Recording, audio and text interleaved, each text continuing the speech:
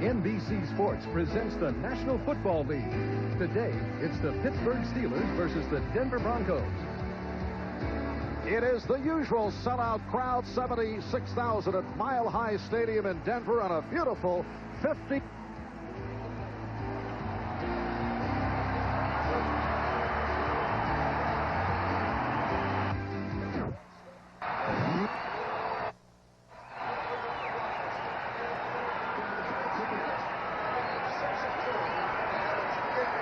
While in the AFC Central, it is a critical game for Pittsburgh, hoping to remain in the hunt. Going into today, the Steelers, one of 10 teams to have a record of 4-4. Hi, everybody. Marv Albert with Bob Trumpy. The Steelers won the toss. They are receiving Rod Woodson on the return, getting across the 20-yard line. And we apologize for the audio problems right at the start. And I'm told we are okay, relatively speaking, as we check out the Pittsburgh offensive line with John Jackson, John Reenstra, Dermonte Dawson, Brian Blankenship, and Tunch Ilkin, a line that has been shuffled right throughout. Bubby Brister at quarterback. And a look in the passing situation as Merrill Hodge is stopped by the right inside linebacker Carl Mecklenburg. Now a look at the Steelers out of the shotgun.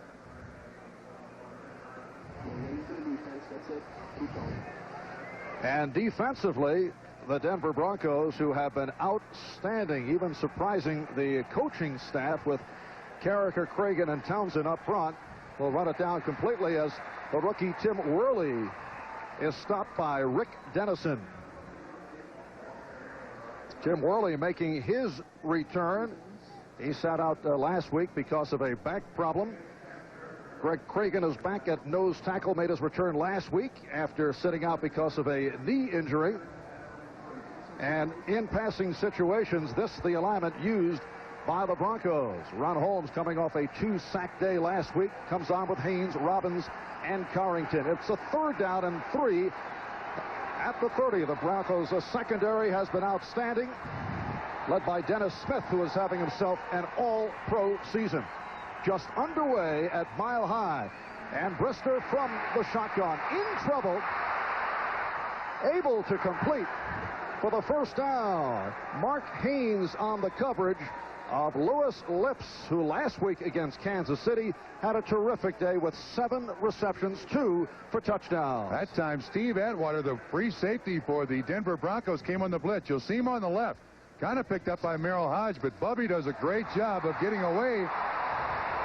And the throw out to Lips, it does not appear that he gets the 2nd foot down. Now, of course, that's always reviewable on the sideline, but Lips has been Brister's favorite receiver when both are healthy. I would not be a bit surprised if we have a stoppage here and they do review that catch on the sideline. Right now, the indication is that it was short of the first down and that he did not get the 2 feet in. And that play will hold. So a punting situation, and Vance Johnson is back to receive the punt from Harry Newsom. Dan Reeves making changes in his punt formation alignment. Here's Johnson. Nice cut. He's got a chance. Newsom is back. And punter Newsom holding down Johnson.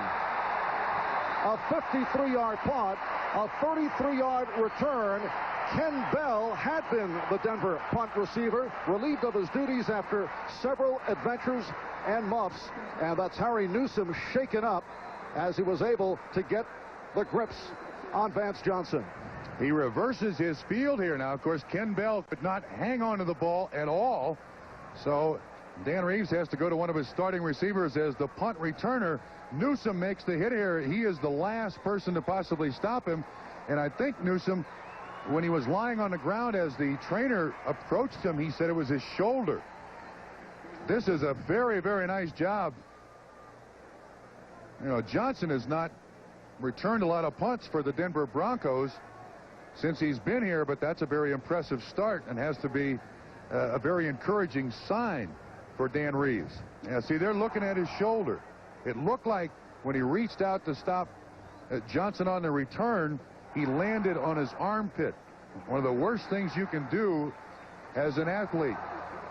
Now watch his right. When he begins to fall, his arm is completely extended, and he falls right on his armpit, and that smarts.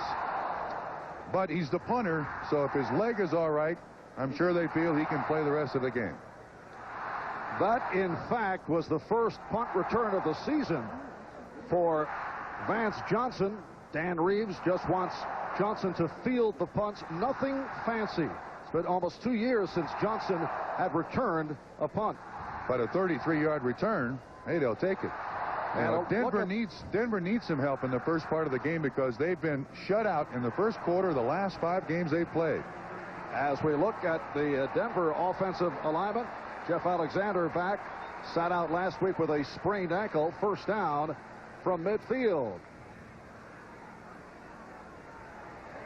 And Elway with the short pop. He has Bobby Humphrey, David Little, and the rookie Jerry Olszewski combined to make the stop. Back to the Denver offensive set. In passing situations, Humphrey, Alexander, and Kay depart. Sammy Winder comes on with Michael Young, who's gone well the last couple of weeks, and Steve Sewell. A second down and 3 as Sewell flanks to the right side and Jackson to the left.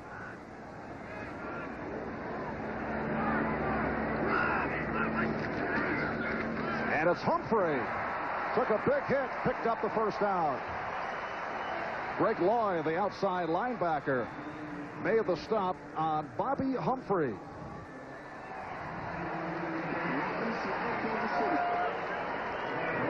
And we'd like to welcome those of you who have been watching the Seattle Seahawks and the Kansas City Chiefs. Kansas City bouncing back from the loss to the Pittsburgh Steelers last Sunday by coming up with the win. We are scoreless here in Denver. Marv Albert along with Bob Trumpy. First down at the 36 for John Elway and his Broncos. And the sideline pass is caught by Sewell.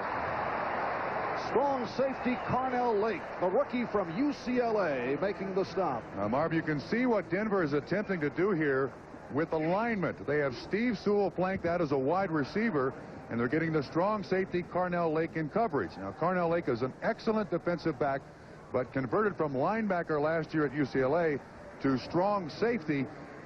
Pittsburgh doesn't want their strong safety out there exposed. And again, now far side of the field, you have Sewell against, it's not Lake this time. This time it's Dwayne Woodruff, the corner on the running back. And a second down and 2. Humphrey is stopped, stacked up by the inside linebacker David Little. And the Steeler front seven, Willis, Williams, Tim Johnson making his return, bothered by a sprained ankle. Rookie Jerry Olszewski starting at the right inside linebacker position, a 10th round draft pick out of the University of Pittsburgh.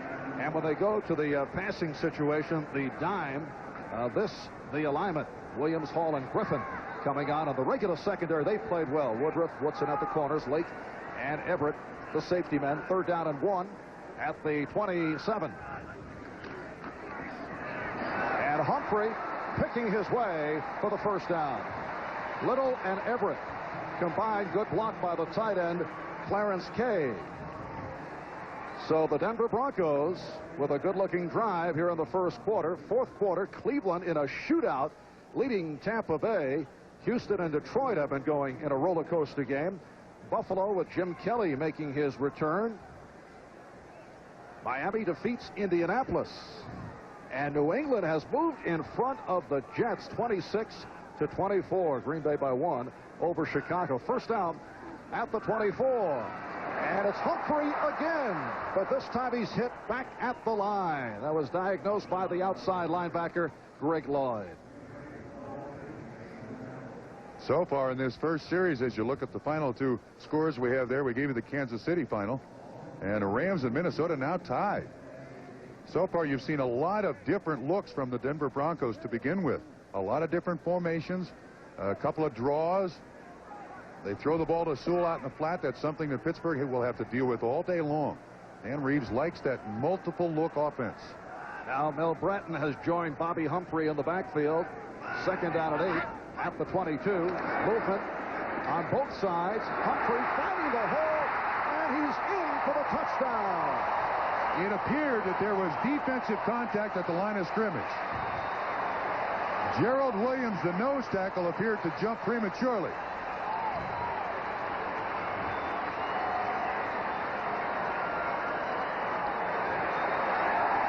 That's the score. The indication from the referee, Red Cashin. So Denver getting off to the bad start last week against Philadelphia, turning it around here at the start against Pittsburgh. Good lead block by Breton. He gets the linebacker on the ground, and then something happens to the rest of the defense because there's no one there. And Bobby Humphrey's number was called on 6 of the 7-play drive, capping it with a 22-yard run for the touchdown. David Treadwell will try and tack on the extra point, and does. So the Broncos in front of the Steelers by the score of 7-0. Denver comes in at 6-2. They lost to the Eagles last week, 28-24. Wins over Kansas City, Buffalo, Raiders, San Diego, Indianapolis, and Seattle. They lost at Cleveland by 3 in that controversial finish, which involved the dog pound, and last week the loss to the Philadelphia Eagles. Marv, that's an important score for Denver psychologically. In the last 5 games had been shut out 34-0 in the first quarter. And of course, then you put more pressure on the offensive line of the Denver Broncos to protect John Elway, and that has so far this season been the weakest part of this football team, the pass protection for John Elway. So Reeves has to be pleased. David Treadwell will kick it off. Rod Woodson is the deep man for Pittsburgh. You know, the fans here in Mile High Stadium not cheering a great deal. I think they probably overdid themselves yesterday rooting for the Colorado Buffaloes over Nebraska. I mean, they are worn out sitting here today. You know that? As the Colorado Buffaloes were able to make it 2 wins within 8 days over Nebraska and Oklahoma. Good kick by Treadwell, and Woodson has to stay right there. And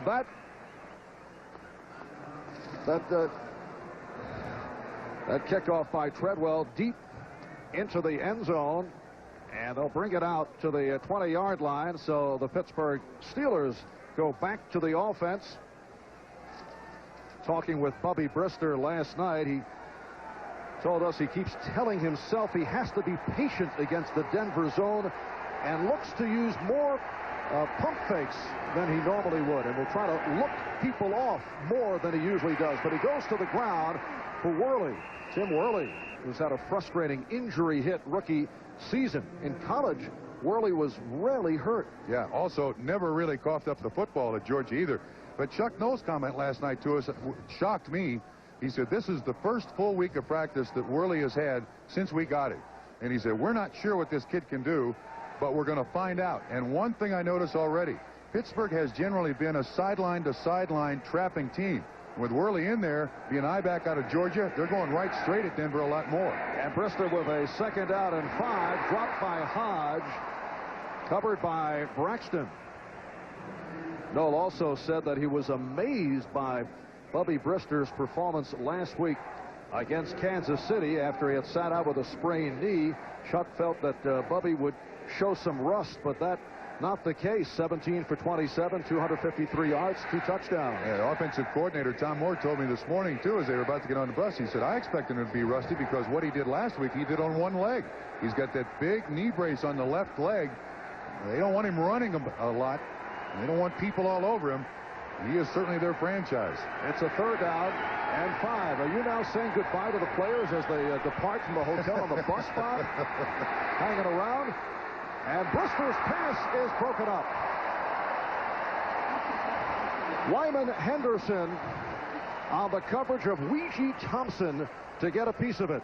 Bubby yet to complete a pass in the first 2 drives here now by Pittsburgh. There's a flag also on the field. You can see the knee brace on Bubby's left knee. Good delivery, but we've got holding against Pittsburgh. The penalty will be declined, so Pittsburgh twice goes 3 downs and out. And Harry Newsom, who took that shot to his shoulder, apparently all right, back to punt at his 10. 53-yarder for Newsom in his first punt attempt. And once again, Vance Johnson is back. He had that good return. And again, a nice punt. And a fair Good catch. choice. Yes, called by Johnson. Dan Reeves was saying that he just wants a sure-handed situation back there. Of course, he thought he had that with the Ken Bell, but that turned out not to be the case the last few weeks. A 47-yard punt by Newsom. So Denver first down at the 29-yard line. Those of you who were checking out NFL Live, and certainly those in the Denver area, are aware of the John Elway circumstances revolving around some of the coverage in Denver media, and the article in this week's Sports Illustrated, where John has said he feels suffocated by the media here in Denver, objecting to the public examination of his private life. Elway throwing on first down, throwing deep for Sewell. He's got it. There it is.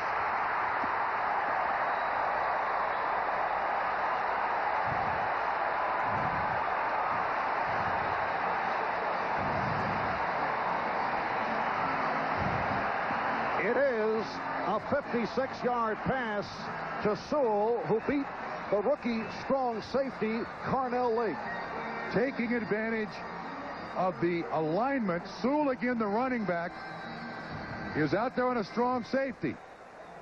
That's what they're looking for. They set it up in the first series, threw him a hitch, then he runs the hitch and go. 56-yard gain. Denver's found a weak spot now. And Denver first down at the Pittsburgh 15. Elway 3 for 3, 71 yards off the play action. A beautiful fake. But Elway saw the field close as he tried to go wide and was pinched out of bounds. Brian Hinkle on the coverage. Elway also questioned what he feels has been negative coverage of a team that has a record of 6-2. He says, when you lose, you expect tough questions, but not when you win. Well, on that last play, the rollout, you could see exactly what he was trying to get the Clarence K. He's right here. Elway's going to roll this way, but there's excellent coverage here and here, and there's no place for John Elway to throw the ball. He's passed off, and you see Thomas Everett right there with Clarence K., so Elway's got to run it. 2nd and 8 at the 13. Double tight ends for the Broncos. K and Mobley are in there. And the handoff to Humphrey as David Little was able to have that one figured out, was right there. Some extracurricular action. Bob, getting back to the subject of John Elway and the controversy this week, the other school of thought is that Elway is a public figure making a great deal of money because of public interest in what he does. On television show, featured in a number of commercials. He's received enormous radio and television exposure. So the other point of view is that you have to expect scrutinization. But the question is, where should it stop? Well, I think the point should be made, too, that John Elway has complained this week for the first time in 7 years. He is royalty in this town, and I think he has to at least accept some of that. All right, 3rd and 9, penalty markers down. Elway throwing one away. That's on the defense. Elway's pass. Mark Jackson was in the area, covered by Thomas Everett. It is a 7-0 Denver lead. Denver on the move once again. And once again, the call against the Steelers. Yeah, John Elway is very, very good at that hard count. Number 95 on the defense, still 3rd down. He bobs his head, and of course, when he's back in the shotgun, movement is allowed from behind the quarterback. You see Elway moves his hands, and Greg Lloyd, 95, who was supposed to be watching the football, is watching John Elway, and he's drawn offsides. Recall earlier this season against San Diego, Elway drew the Chargers offside 6 times by changing the inflection of his voice during the snap count. He has been very effective with that technique. 3rd down and 4 at the 9. 4 wideouts for Denver. Elway Sewell with the bullet, and he threw it slightly behind Steve Sewell. Coverage was Gerald Williams. This young man they use in about 12 different ways. Watch 91 go out of your picture. He's got Sewell. Sewell runs a little circle route. Elway pumps and then throws behind him. It looks to me like he might have been able to get in the end zone if John Elway can get it to him.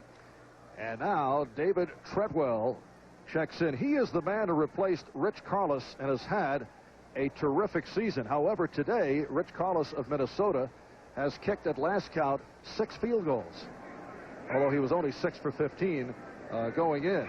And he did make it 7, and that ties a record. Meanwhile, Treadwell puts it through. A 26-yard field goal for David Treadwell. And Denver with a 10-0 lead on Pittsburgh with 6:51 remaining in the first quarter. And we'd like to welcome those of you who have been watching the Jets and the Patriots up in Foxborough, with the Jets coming back to beat New England for only their 2nd victory this season. New England coming off the overtime win against Indianapolis last week. The most remarkable story about that game, Mark Wilson throws a touchdown for the New England Patriots. That's 4 quarterbacks who have thrown touchdowns for New England, and none of them have been out of the game because of injury. Other final, Miami beats Indianapolis. Green Bay knocking off Chicago. Wow. So the Bear troubles continue. And Minnesota does beat the Rams 23-21, and Karlis with 7 field goals ties the record of Jim Bakken. 7 field goals in 1 game. Is that 23-21? They win with a safety in overtime? Did I see that score correct? Yes, correct. Now the kickoff returned by Woodson. Woodson gets it out to the 24-yard line. Bruce Klosterman, backup linebacker, on the stop. Yes, the 7th field goal by Karlis from 40 yards away tied the game at 21 with 11 seconds remaining in regulation. And Minnesota, in a most unusual final score, does it 23-21 in overtime. Wow. Well, Pittsburgh here in the first part of this first quarter has gotten nothing. 0. They have to establish something here, or Denver's going to run away with this football game in a hurry, Marv. And it's a first down at the 24 for Bubby Brister. Big rush by Denver. That was intended for Lewis Lips, who is covered by the left corner, Tyrone Braxton.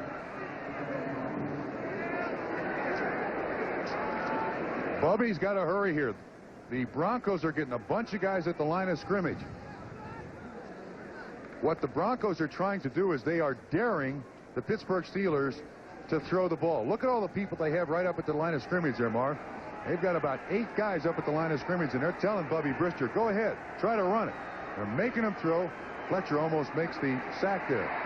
And off the 2nd and 10, Tim Worley stopped by Carl Mecklenburg. Bubby Brister now 0 for 4. Worley inactive last week because of a back problem. He's had a number of injuries. This past week, the first full week of practice that Worley had since reporting to the Steelers, he was a holdout, and that did not help his situation. A turf toe, he had an infected elbow, and then back spasms or a back strain. And Marv, as you said earlier, he was a real workhorse for Georgia. Didn't miss any games at all. He did pick up 9. It's a 3rd and 1 at the 33. Worley is stopped by Rick Dennison. He applied the hit. This is an offense that under Chuck Noll historically has been a great running football team. But they come into the ball game with just a 3.2-yard average per rush, which is the worst in the league. And Wade Phillips' defense, look at Dennison. Oh, what a stick. Nice job. He gets the most of the credit, but the Pittsburgh offensive line did not move the Denver defensive line an inch. Same story, 3 plays and a punt. And here is Newsom, who has punted well. That has been the only positive thus far for the Steelers. Another good one. Vance Johnson on the return. So Johnson gets across the 25. David Little applying the hit. 46-yard punt, 5-yard return. It's a 10-0 Denver lead. 5:06 to go in the first. Welcome back to Mile High Stadium in Denver. The Broncos over the Steelers 10-0 with 5:06 to go in this first quarter. Last season when these two clubs met in Pittsburgh, the Steelers won 39-21. That snapped a 6-game losing streak. Pittsburgh going crazy that day with trick plays, no huddle, reverses by Lewis Lips. Also passed to surprise the Broncos. Yeah, also rushed for 256 yards. And a 1-6 football team beat the Denver Broncos. And I imagine Chuck Noll would like to see a repeat performance of that today, but Denver firmly in control to this point. And the Broncos start out from their 26. Elway 3 out of 4, 71 yards. Off the roll. Couldn't find anyone, and down he goes. David Little will get credit. So Elway losing several yards on the play. Set for an update. Let's go to Bob Costas and NFL Live. Okay, Marv, overtime at the Metrodome. Dale Hatcher to punt for the Rams. Mike Merriweather breaks through. He blocks it for the Vikings. He's discouraged that he doesn't recover for the fumble, but it's really a moot point out of the end zone for a safety. And on 7 Rich Karlis field goals in regulation and the safety in overtime, Minnesota hands the Rams their 4th straight loss, 23-21. Marv? All right, Bob, what a wild finish. Mike Merriweather, of course, the one-time Pittsburgh Steeler. Here is Humphrey. Try to cut back in, and he is stopped at the 17 by Greg Lloyd and Brian Hinkle, the outside linebackers, getting to the running back, Bobby Humphrey. Marv, that last pass attempt by John Elway, where you saw him take the sack, that's the influence of Mike Shanahan. Before Shanahan got here, John Elway was encouraged to try to make the play at the end of the play. Here you see him roll out. There is no one to throw to, and as opposed to throwing the ball down the field, just throwing it away, he takes the sack. That is directly from Mike Shanahan. And now Elway looking at a 3rd down and 20. He does have the 4 wideouts. Elway with the time and able to complete to Ricky Nattiel for his first catch of the season. Ricky Nattiel back from injured reserve, out with a knee problem on a 38-yard connection. Delton Hall was the man in coverage. 4 wide receivers by Denver. Excellent pass protection up front. Elway had all kinds of time, and again, an influence of Mike Shanahan. Watch him step up. Step up, step up. He's looking, guns it out there. Nattiel had that cracked kneecap. First catch of the season. Wow, that was 3rd and 20, and Pittsburgh allows that conversion. That will not make defensive coaches and Chuck Noll happy on the Steelers sideline. A first down at the 46. And Elway with the short pop has Humphrey. Breaks a tackle and has the first down.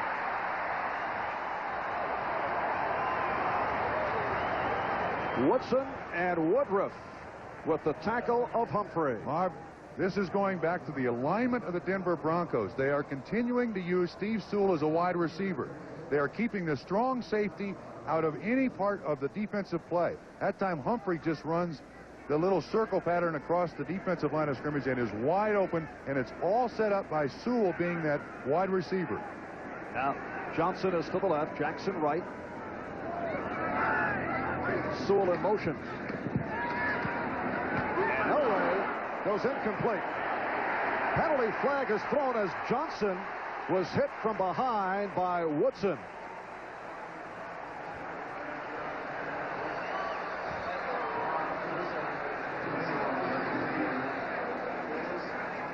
Play is to the left. Johnson runs the square in. Woodson, an excellent man in coverage. There have been a lot of flags thrown in this defensive backfield for Pittsburgh throughout the '89 season. And frankly, some of their coaches believe that it's just they're being a little too picky on this pass interference. This kid is an extraordinary player in the NFL.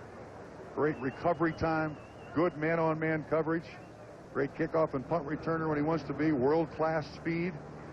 He's a cornerstone of that defense for a number of years for Pittsburgh. And he has made it back from a dislocated shoulder. However, he is called for the pass interference, establishing a first down at the Pittsburgh 29. Denver 10 and Pittsburgh nothing. Humphrey, following the block, gets to the 24. Doug Wydell, the right guard, the rookie from Boston College, leading Humphrey. And we'd like to welcome those of you who have been watching Buffalo and Atlanta And Atlanta with a come-from-behind win over Buffalo with Jim Kelly making his return. The Bills were 3-0 under the backup, Frank Reich. What is going on in the NFL today? There have been some strange happenings already. Clarence Kay just came off.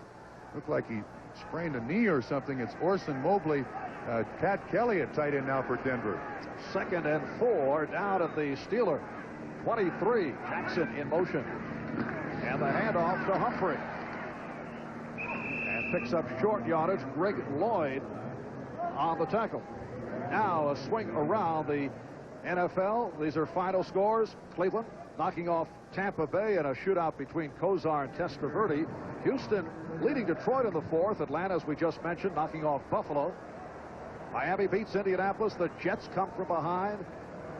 And Green Bay over Chicago. 4 straight losses for the Bears. Overtime, Minnesota beats the Rams. Kansas City over Seattle.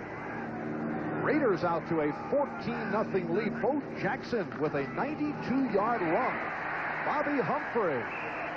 And a little swing out taking place with a flag sent flying. Pat Kelly, a backup tight end for Denver, involved with linebacker Greg Lloyd.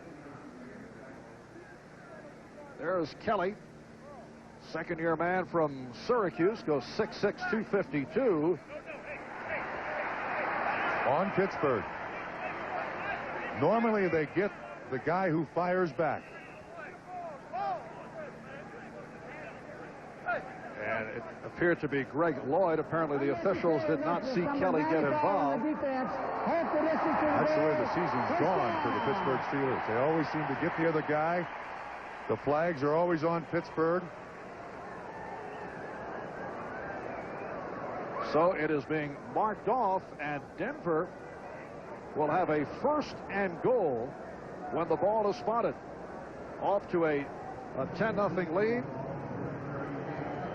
On the 26-yard field goal by Treadwell, and a 22-yard run for a touchdown by Humphrey. John Elway on fire here at the start. This is the 8th play of the drive. It's a 1st and goal from the 8.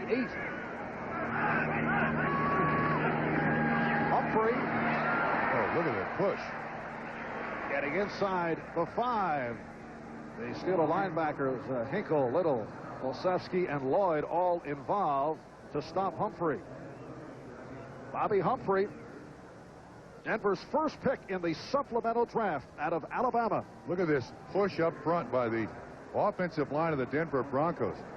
I mean, Humphrey is almost 5 yards down the field before anybody makes contact with him as the first quarter ends. Clock running down.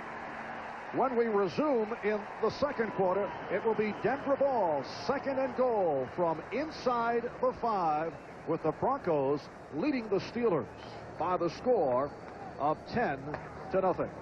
We'll be back here in Denver right after these words.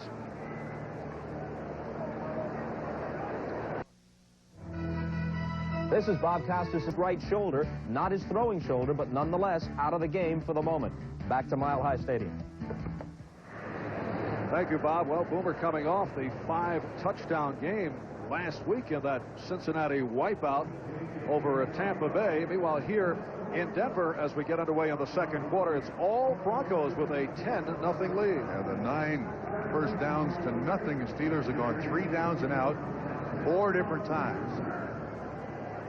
Last night we were chatting with Pittsburgh defensive coordinator Rod Rust, and he told us that the Steelers' main failure defensively has been coming up with the big plays. He said there simply haven't been any defensively. They need one here. A 2nd and goal from inside the 5. Denver looking for another score, and Elway. He was heading for Jackson. The play action fake and turn around, and Elway is looking right into the sun there. And I'm not sure he even saw any of that. That thing was going through arms and fingers and hands. It's going to be coming right at us. And he is looking right into the sun. Little slant. Jackson is the guy running the slant, going way out in front of him. But that may be more of the sun than anything else. Elway now 5 for 7. As you see, 122 yards. 10th play of this drive. 4 wide receivers for Denver, Marv. And Elway with the time. Couldn't decide what to do, and then took a pump as he's intercepted. Elway's hurt, Woodson on the intercept, and Elway is hurt. He got hammered. He could not decide. First he thought he had a receiver, then he thought he might run, and it cost. Plenty of time for him to throw, but when he comes out to the side, he's really off balance. It looks like Gerald Williams hits him, and also Gerald Williams. Elway still down after throwing the interception. All right, we'll take a break. Back in Denver in a moment. Elway is up. He's okay. He got kind of sandwiched. Gerald Williams, the nose tackle, hit him from behind, and Gerald Williams, 91, the linebacker, hit him from the front, but he looks like he's all right. Rod Woodson with his second interception of the season. Picked one off against Kansas City last week. So Pittsburgh first down from the 20. Worley trapped behind the line, then broke a tackle and is stopped for a loss, but a penalty flag is down. The nose tackle, Greg Cragen, on the stop of Tim Worley. This is on Malarkey, the tight end, moved prematurely. Now that's the 12th interception that John Elway has thrown so far this season. And the report on John Elway is that he just had the wind knocked out. It looked much worse when he took that hit, but apparently is okay. Mike Malarkey in the starting lineup today.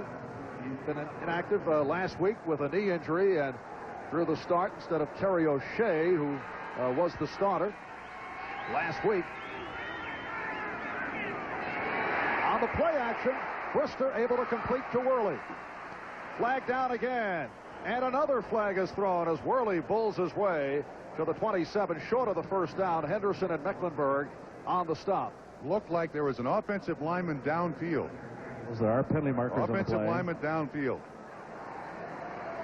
So that's an expensive one. So far, nothing has gone right for Chuck Noll. They set up the screen beautifully. Andre Townsend gets a lot of pressure on Bubby Brister. You see 61. But you already have an offensive lineman downfield at 74, Terry Long. He's way downfield, so it cost you 5 yards. And nothing is working for Pittsburgh except for that interception by Rod Woodson. There's Terry Long back in the lineup despite a sprained ankle, although Brian Blankenship did start the game. It is a 1st and 23 back at the 7. And Brister, Another screen. did not work. Intended for Hodge. Good rush by Simon Fletcher and Andre Townsend. So Bubby Brister off to an 0 for 5 start, still limping from a sprained knee. He told us last night his left shoulder also occasionally acting up, but he is having difficulty getting things going. You can see the pressure the Denver Broncos defense is putting on Brister. He's not got much time to throw. There's 73 Fletcher, 92 is Carricker, and that ball overthrown to Merrill Hodge, 33. They tried 2 screens in a row, and neither works. 2nd and 23 from the 7. And Worley to the outside. And Fumble. he is stripped. Recovered by Denver. Penalty marker has been thrown as it is run in. That is Alfonso Carricker, but a flag is down. Dennis Smith was the man on the tackle. It was right at the spot of the tackle.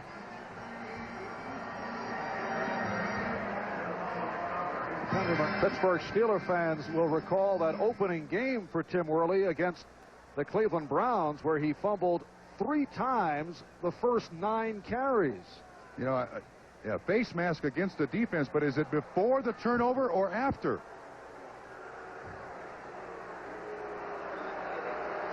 Let's see what they're going to call. I think they're going to call before the turnover. Dennis Smith had a hold of Worley's face mask, so the fumble is wiped out. Face mask foul, number 34 on the defense before the ball was fumbled. 5 yards, still 2nd down.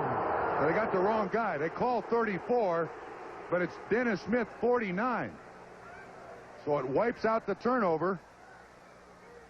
Pittsburgh is very fortunate there, and the drive stays alive because it's also a first down. So subtract the fumble from Tim Worley's record. And we mentioned that in college he had hardly ever been injured. He had a knee problem at one time, but he was not known as a fumbler during his years at the University of Georgia, but has certainly had his problems.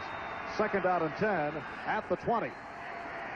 Short set for Brister, and he has a completion with Worley, but short of the first down. Michael Brooks was right there with Tim Worley. Well, Pittsburgh is searching here. They are trying to find something. There you saw Tom Moore. Worley walked right by him. Tom Moore, the offensive coordinator of Pittsburgh, is trying to find something here that works against this defense. There's Tom Moore. That time he ran a little motion to try to loosen up the defense. I mean, this is the problem you have when you play Denver or a team when things aren't going your way. You go to plan B. You try to find something that works. Steelers third down 4 from the 26. Brister with his first completion. He now has Lips to the right side. Now look, it's 8 guys at the line of scrimmage there for Denver, Marv. Big rush, gets it away, and has Hodge. First down and some more. And Brister is hurt.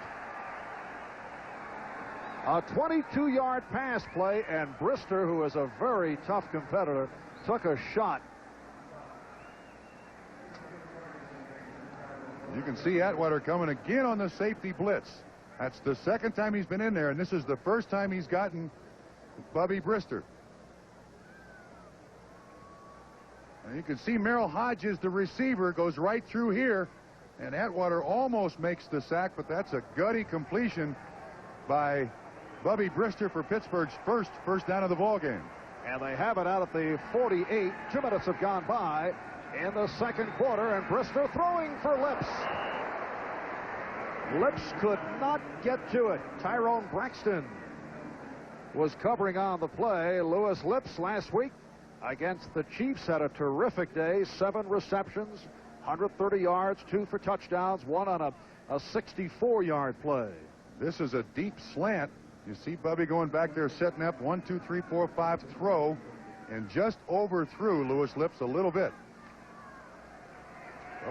He's got to catch fire here in this second quarter.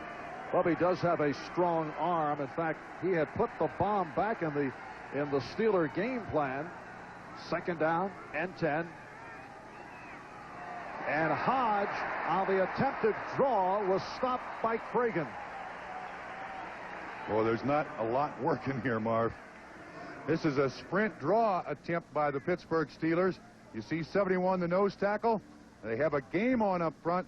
He takes one side of Dermontti Johnson, the center, and that's the side where the draw is supposed to go. He's there to make the tackle. It sets it back to a third down and 12. Greg Cragen had been out with a knee injury, missed a couple of games, made his return last week against the Eagles. That sent Andre Townsend, who had been filling in at the nose tackle, back to the right side. Now, Marv, again, look, you got 9 guys at the line of scrimmage for Denver. They are daring Pittsburgh to run the ball. And Brister looking to throw. And gets it away, incomplete. Intended for Rodney Carter downfield. And again, we will see Harry Newsom and the punting unit check in. Well, they finally get their first down, but there's Tom Moore and Bubby Brister. And so far, the Denver, John Elway talked this week about the press suffocating his life in Denver. Well, Pittsburgh's got to know how John Elway feels, because the Denver defense is suffocating Pittsburgh at this point. For Newsom, his 4th punt. He is back at the 30, and Vance Johnson awaits the punt.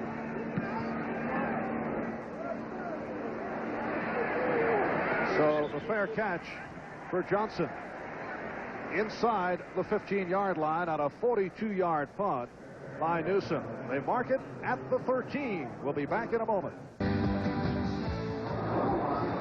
Welcome back to Mile High Stadium, Denver, Colorado, with Bob Trumpy. I'm Marv Albert. A 10-0 Denver lead over Pittsburgh. 3 minutes have gone by in the second quarter, and Denver first down from the 13.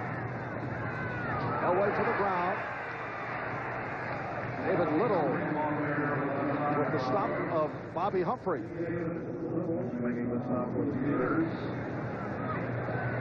And a check around the scoreboard. These are the late games. The Raiders, led by Bo Jackson, with a 14-0 lead. Bo with a 92-yard run for a touchdown to make it 14-zip. San Diego in front of Philadelphia. The Giants over Phoenix. Giants looking to make it 4 straight wins. Record of 7-1. Humphrey picked up 6. A 2nd down and 4 at the 19.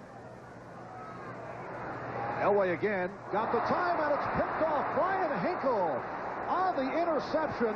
2nd time this first half that Elway has been intercepted, and he's hearing it now from the crowd. This pass is intended for the tight end, Pat Kelly. They run Sewell again out in the flat. Here's Pat Kelly. You see, he comes right down here, but Elway is expecting him to stay here. He floats out, and Hinkle makes the interception. Hinkle is on him, 53. Now watch what Kelly does. He goes out. Elway's expecting him to keep on going down the field, and he throws the interception. 13th of the season, 2nd today. It has not been a standout season for John Elway, as he will admit. But those who support Elway say, well, they've had problems with the offensive line. Elway has been injured. The game plan has changed.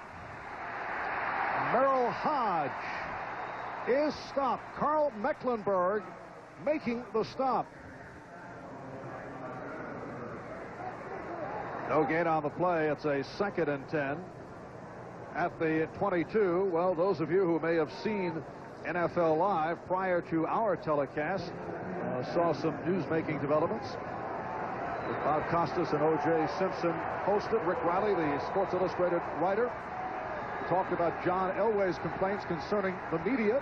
Here's Brister, able to complete to Hodge. Short of the first down, Michael Brooks running him out of bounds. John Riggins on NFL Live discussing the Washington Redskins and their problems, saying that the Redskins just are not a very good football team. And Bobby Beathard in the insider section making the point that the Bills actually would rather have Shane Conlon back than Jim Kelly. Not that they have a choice. And as it turned out, Kelly made his return, and the Bills lost after going 3 for 3 under Frank Reich. I don't know if that proves anything, but Shane Conlon is certainly a valuable member of the defensive corps. 3rd down and 3 at the 15. That's Carter in motion. Carter. Brister throws, has Carter, and let's see where they will spot it. No indication. It is a touchdown. It is a touchdown. Near side of Pittsburgh on the goal line. It is a touchdown for Pittsburgh. Some of the Steelers were uncertain. Tyrone Braxton trying to cover Rodney Carter, and so off the 2 interceptions by Elway, the Steelers have hung in. Carter was the man in motion. Tyrone Braxton the man in coverage. Good move by Carter. Gets up underneath the coverage. There you see the man in motion. With a little juke. Gets by him. Brister has time. 15-yard completion. And a score for Pittsburgh.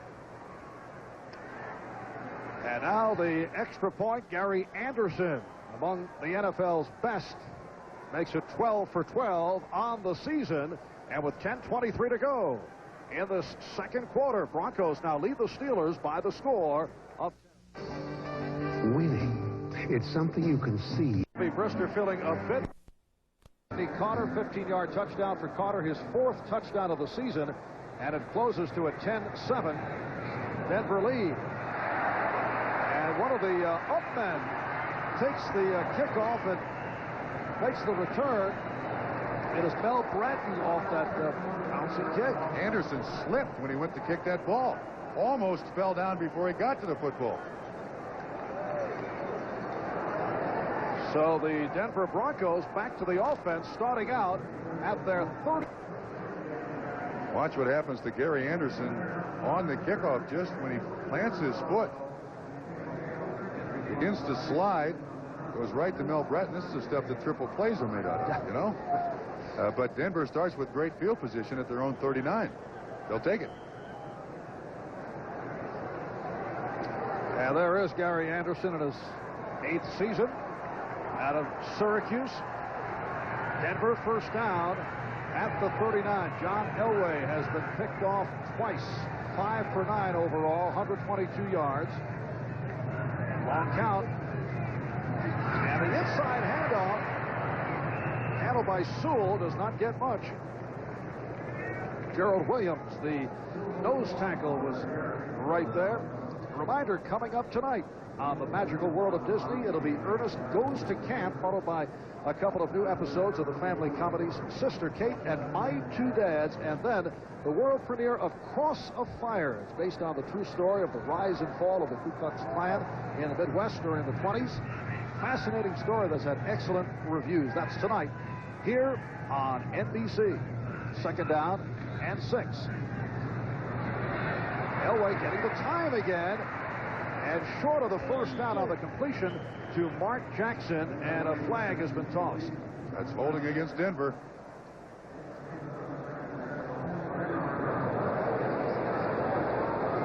It certainly appears that Denver is giving Elway plenty of time to throw. There's good pass protection up front, and maybe because it's holding.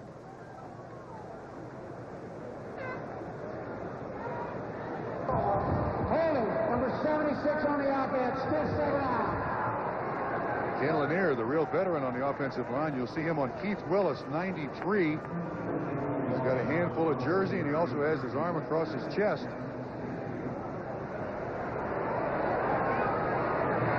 So it ends up being second down and 16 now. There's Dan Reeves. This is when quarterbacks like coaches to call the plays. Yeah. You call him at second and 16, Coach. Back at the 33, Elway checks it over. 10-7, Denver leading Pittsburgh. And flags thrown. Elway trying to get the movement off the cadence. Took a playful tap from left defensive end Keith Willis.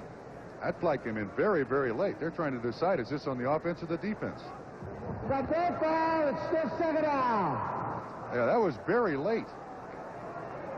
They've already drawn Pittsburgh off twice. So we repeat the same down. No flag. Slipped out of somebody's pocket.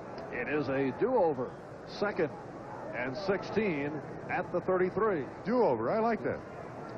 The offensive lineman Jim Jariga. That's something wrong with his helmet. That's something you want to fix in this game. Humphrey, the lone deep back. Kelly, 87, in motion. Elway looking for Humphrey, then changed his mind. Elway on the run, and is able to get it away, and Humphrey could not hold on. He was right at the first down marker. Oh, he hit. They had him 9 ways to Sunday there. When Elway began to scramble, the cornerback comes up. Watch over on the right. Actually, I think it's Lloyd that comes up when Elway begins to scramble, and Humphrey is wide open out there in the flat. Now, Rod Rust, the defensive coordinator, yeah, it's Lloyd.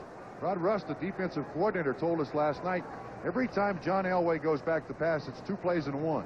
It's the timing of the pass, and then it's the scramble, and that's the problem of playing John Elway in the Denver Broncos. Third down and 16 at the 33. Elway in the second quarter 0 for 4 and the 2 interceptions. Johnson pegging deep, and he has it. A beautiful catch as he contested with Rod Woodson.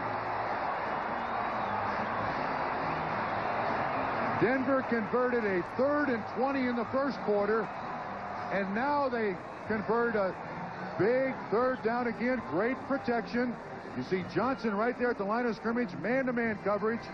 Elway waits, has plenty of time. This is an all-pro catch by Vance Johnson. That is outstanding. Vance Johnson coming off a career day with 7 catches last week against the Eagles.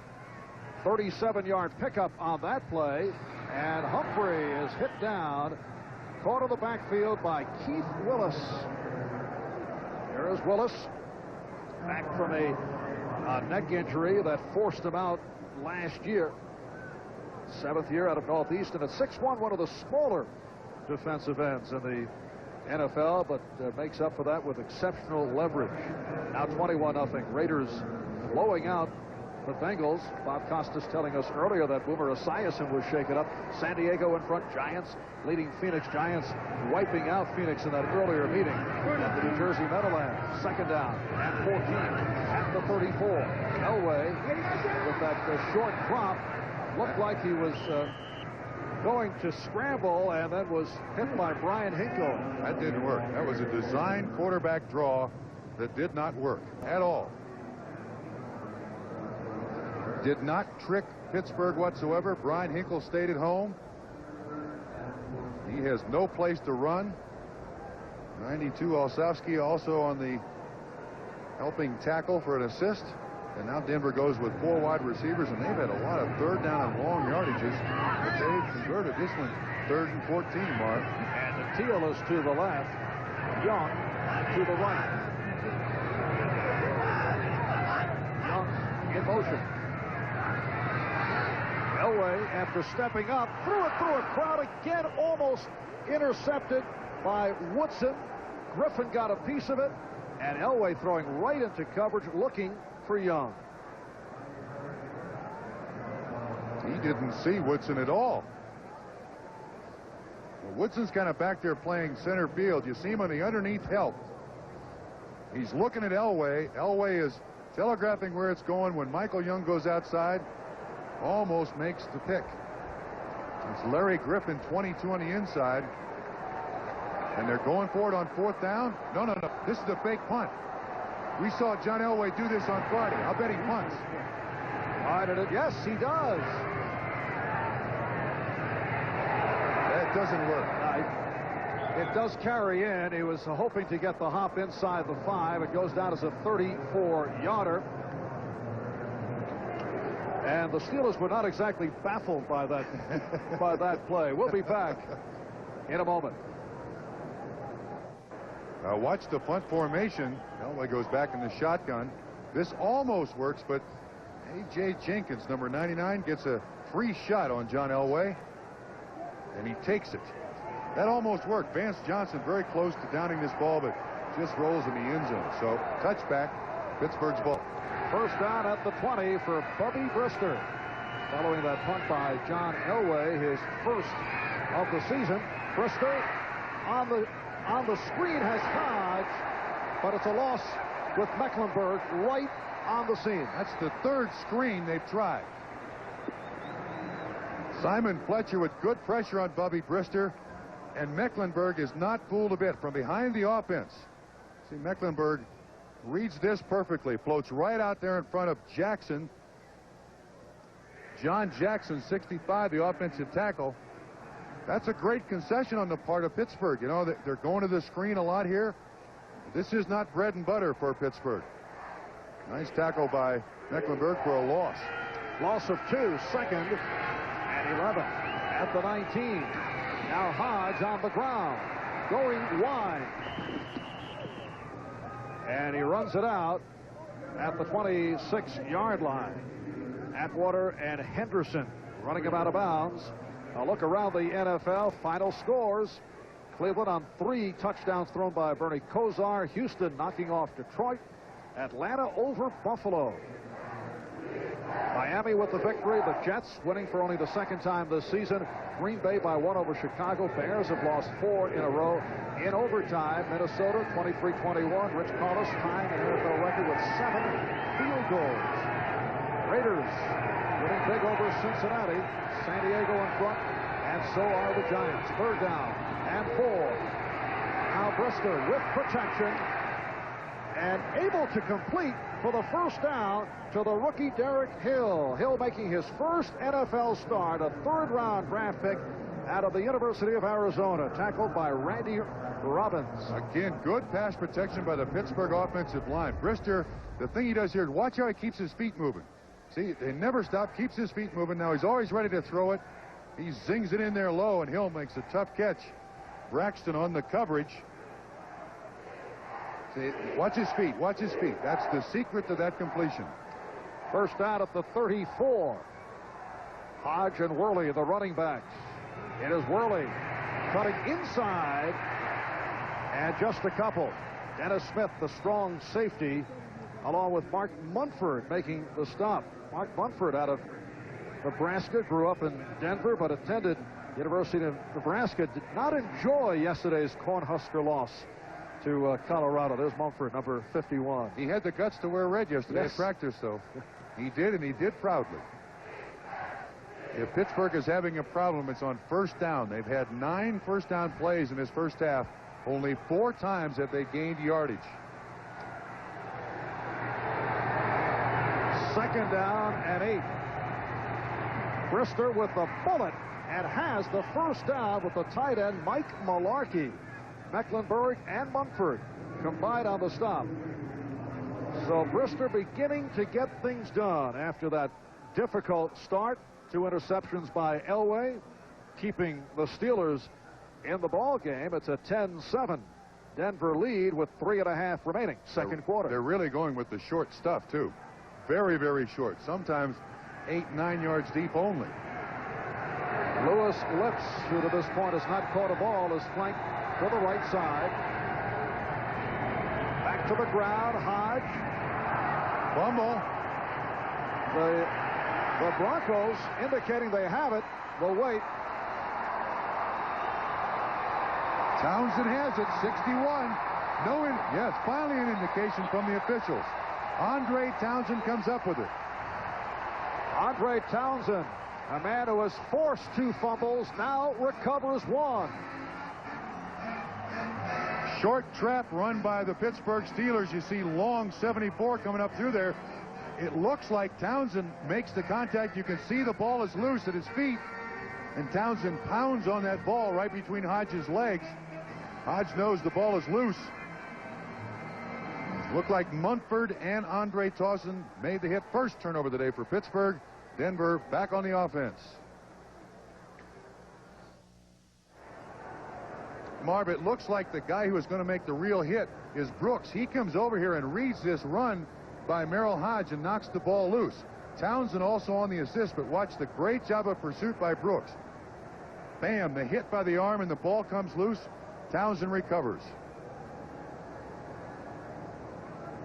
And there's Michael Brooks.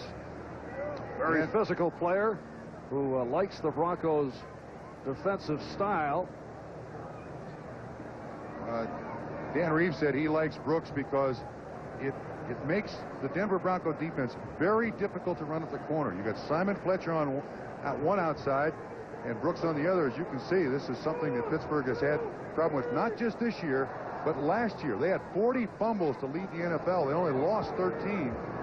But they are coughing the ball up with great regularity. And that began opening day against Cleveland when they were pounded by the Browns 51-0, with Worley losing 3 fumbles. First 9 times he carried the ball. Second week of the season, Pittsburgh blasted by Cincinnati 41-0, but they have turned around. They have won 4 of the last 6. They're now 4-4, but it is back to the offense for Denver from the 47. Humphrey. So Bobby Humphrey gets inside the 45. Greg Lloyd, David Little making the stop. Just under 3 minutes to go in this first half. A reminder to our viewers, we'll be selecting the Budweiser Most Valuable Player for today's game at the conclusion of the contest. Dan Reeves pointed out earlier this week that this has been the least enjoyable season of his 9-year career. Says he enjoys the games but has not enjoyed dealing with the Denver media. Also upset that he had to shuffle his coaching staff as he did following last season. Elway in trouble and runs it out of bounds, but picks up the first down. Nice block by Vance Johnson. Right at the end of that run, the receiver turns blocker. Now the linebacker Olszewski, 92, is pressure. Pittsburgh not really a big blitzing team, but when Elway gets out of the pocket, just at the end of this play, you're going to see Vance Johnson, a little guy. Well, you can't quite see him, but he gets just enough of the defensive player. See if we can pick it out again. Here comes Vance Johnson. It looks like Gerald Williams, the nose tackle, gets bumped. That's enough for Elway to pick up the first down. It is a first down at the 32-yard line. 82 Johnson in motion. Humphrey with the acceleration. Steelers try to strip him. Humphrey able to hold on. The rookie Jerry Olszewski on the tackle as we come up to 2 minutes to go in this first half. So we'll be back here at Mile High Stadium in Denver after this pause. Former head coach of the Los Angeles Raiders there on the right comes back to Denver. Told me yesterday, he said, my one job is to prepare John Elway. And he also, I said to him, I said, you know, John doesn't treat you like a coach and you don't treat him like a player. He says, well, we've probably spent more time together in the last 4 years than we have with our wives. Watching film, lifting weights, preparing for the game. Elway had Shanahan in a headlock when they walked off the practice field the other day, something I don't think John will be doing with Dan Reeves. Elway completes to Humphrey, getting inside the 25. David Little on the stop. Not that that's the telling point. I walked off the other day with you in a headlock. No, not true. This is going to be 4th and short. I think Denver will go for it here. 1:40 to go and clock ticking at the end of the first half. I think they almost have to go for it. Looks like they're bringing in the big guys. I see at least 2 tight ends. There's Kay. Mobley is also in the ball game. So 3rd and short.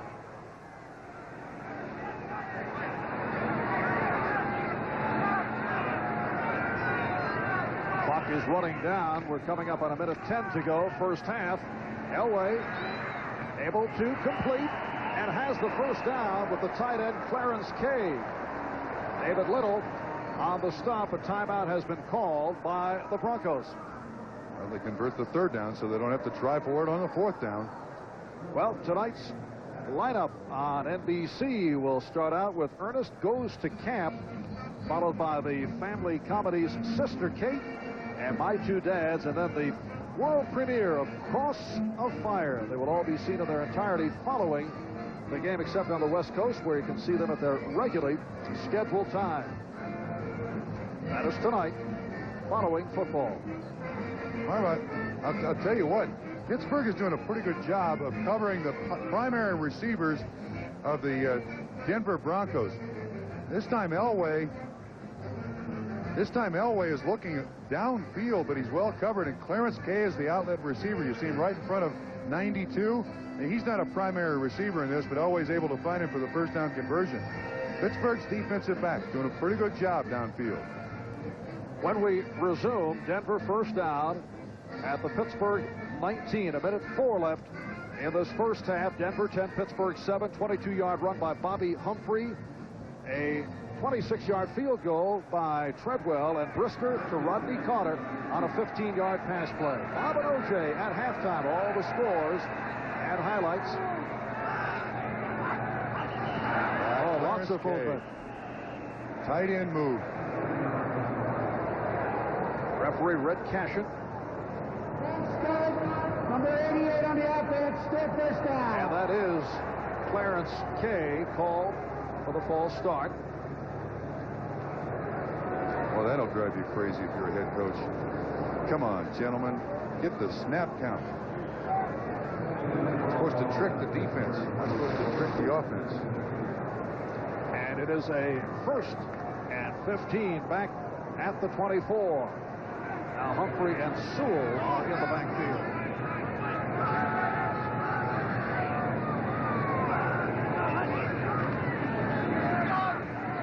Elway with the time, and then they close in, and down he goes. John Elway was sacked 7 times last week by the Philadelphia Eagles, 2nd time of the day for the Steelers. Greg Lloyd coming up with it, his 3rd of the year. And there is Lloyd out of Fort Valley State. Denver takes the timeout with 57 seconds left. I think they were trying to get the ball to Steve Sewell here. He's in the backfield. He's going to have, there's Carnell Lake. He's waiting for a guy to clear underneath, but Clarence Kay didn't get out there quick enough. Olszewski 92 on the inside. And again, John Elway does the smart thing. He's already thrown 2 interceptions, 13 on the season. He takes the sack. And this is a good enough offense, and he has enough weapons out there, and they've converted the big downs that they've needed today that they can go back and try it again. Well, the penalty and the sack may have taken Denver out of field goal range. It will be a 47-yard attempt right here for David Treadwell. Raiders with a 21-0 lead, spurred on by Bo Jackson in the first half. Philadelphia and San Diego now tied at 7. And the Giants with that 14-3 lead on the Phoenix Cardinals. Up and down here for Phoenix. Win 2 in a row, lose 4 straight. And they've won their last 2. It is now second down and 21 at the 30. From the shotgun. Screen for Humphrey. And he is hammered down at the 25 by Olszewski. Clock is running as we come up on 40 seconds to go in this first half. Good idea, but well defensed by Pittsburgh. This does not fool them. You see Humphrey does a little bit of pass protection there, and then 50 David Little is there. Olszewski is there to help on the tackle along with 93 Willis. And a third down and 15. Clock still running. Elway on the move. Has lots of room and slides close to the first down marker with the timeout taken. The clock is stopped with 11 seconds remaining. What did Rod Russ tell us? 2 parts of every play worth repeating, especially with Elway. The pass and then the scramble. They have good coverage downfield. They put in their dime package, Pittsburgh does. You can see the defense is spread all over the field, and it's a pass now, but now it turns into a run. Now all the defensive backs have to come up to the line of scrimmage.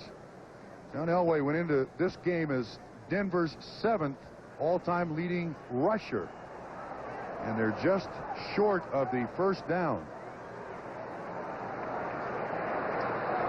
It is a 15-yard run. Elway has carried the ball 4 times for 29 yards. Nightmare for any defensive coordinator, not just Rod Russ. Treadwell will come on for the field goal attempt. And that it is a 4th and inches, 11 seconds remaining. And Reeves will go for the 3. Treadwell earlier hit from 26 yards away. On the season, he is 15 for 19. At one point, hit 11 in a row before he missed from 54. I'm always a little bit leery about these field goal attempts. Now, Kubiak is the holder here. Treadwell is the kicker. You never can tell. They're running the clock down to 3 seconds, and Kubiak takes the timeout, but I'm always a little bit leery. You know, yes, they can take the sure 3 points. They're acting like it's going for a field goal, but whenever you have a quarterback as the holder, I don't know. I'm not comfortable as the defense.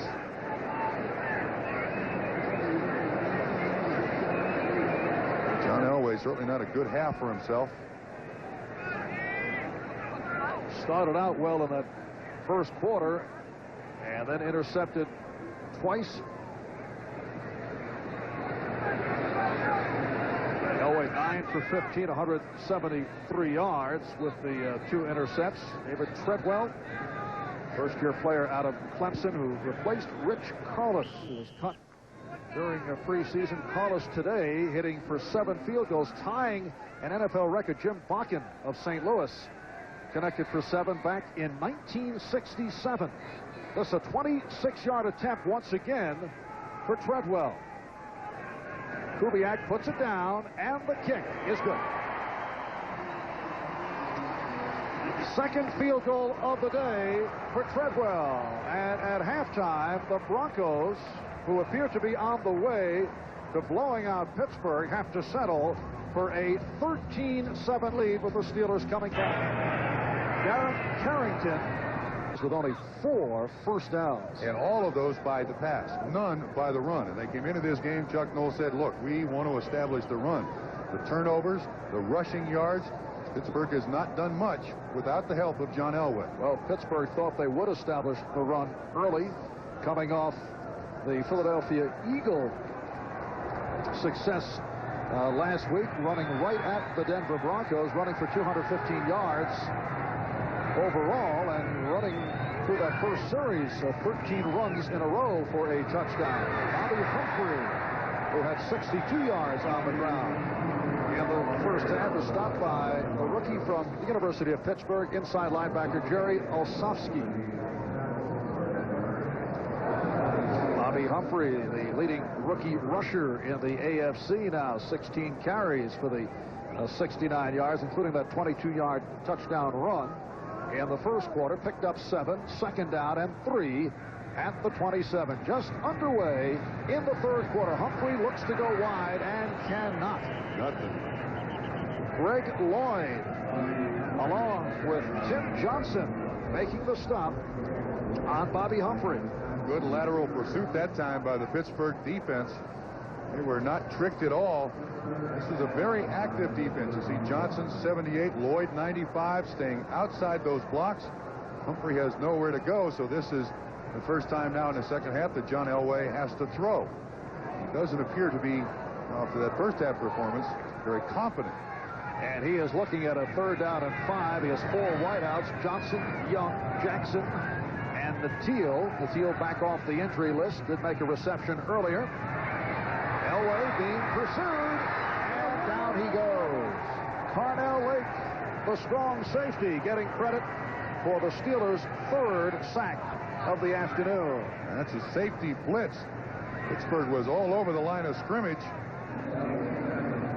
Pittsburgh has played well defensively. Lake comes from the right side of the screen. Untouched. There's supposed to be a hot receiver somewhere. That's Carnell Lake's first sack of the season. And Horan in for the first punt of the day. Carnell Lake, a guy who made the difficult transition from linebacker to strong safety, a second-round draft pick. He's played well. Woodson back, and here is that first punt by Horan. One of the better punters in the NFL. Woodson pumped it, and it's recovered by Dwight Stone. Darren Carrington was in the coverage, a 42-yard punt. Now, Denver's punt coverage has been poor, last in the AFC going into today. This is their first opportunity, and Woodson running to his left to handle it, and to go off his hands. By all rights, that should be fair caught. But Pittsburgh does not have a fair catch on a punt so far this season. I asked Dan Edwards, their PR director, what do you do, fine these guys if they fair catch them? Pittsburgh's lucky to retain possession. And they start out from their 41 first series for the second half. Tim Worley, the rookie from Georgia. It's across the 45. The nose tackle Cragen, inside linebacker Dennison, combining on the stop. He went for 6. It'll be a second down and 4 at the 47. Now we sweep around the scoreboard. A look at the early games. Cleveland, led by Kozar, threw for 3 with the victory. Same for Houston and Atlanta. Miami, the Jets, Green Bay, all winning. Will continue in a moment. Straight ahead move by Hodge, and he is short of the first down at midfield. Met by Carl Mecklenburg. Overtime, Minnesota beating the Rams. 7 field goals for the former Bronco Rich Collis. Kansas City knocking off Seattle. And in the later games, Raiders with a 21-0 lead. Earlier, Bo Jackson, a 92-yard run. And Boomer Esiason knocked out of the game because of a bruised lung. And rookie Eric Wilhelm, a southpaw rookie from Oregon State, is in at quarterback for Esiason. A 4th down and 2 from midfield. Willie has the first down and more. Stiff arming his way, finally stopped by the corner, Tyrone Braxton. You can see what Pittsburgh's idea is here in the second half, and that is power football. This is a sweep. You see lots of power blocking here. Everybody down. Good lead block by the running back, and Worley right up there quick, and nobody from Denver can even catch him. You see an excellent block by Terry Long on the pull. Hodge 33 out front.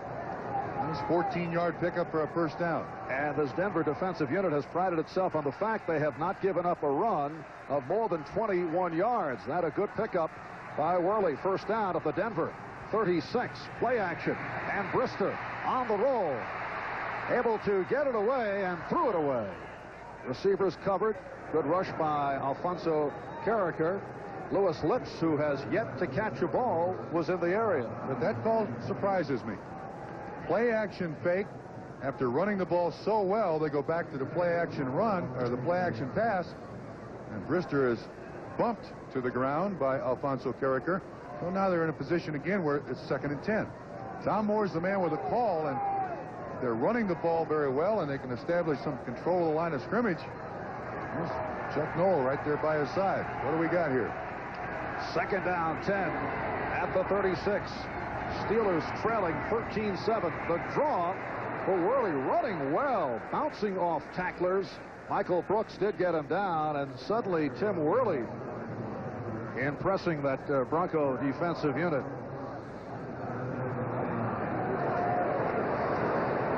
Marv, look what they're doing here. They're running a full block to get good field position or good blocking position for all the offensive linemen, and it works against Denver. Watch this lead up through there by Tunchilkin. Worley knocks Dennison right on his keister and picks up 6. And he is now gone for 53 yards, 9 carries, 3rd down and 3 at the 29. Carter in motion. And Brister has Hodge. Hodge right at the 1st down marker. We'll have to see where they spot it. Took the hit from Atwater and Henderson. Penalty marker is down. Illegal use of hands against the defense or pass interference.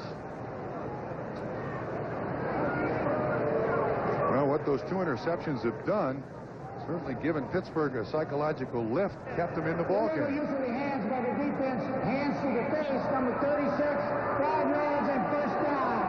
That's Mark Haynes. Nickel defense. He's on Louis Lips right on the outside of the formation, and he gets his hand right up underneath his face mask. But I don't see the flag thrown yet. It was thrown. 1st down, Pittsburgh. The ball is at the Denver 24-yard line.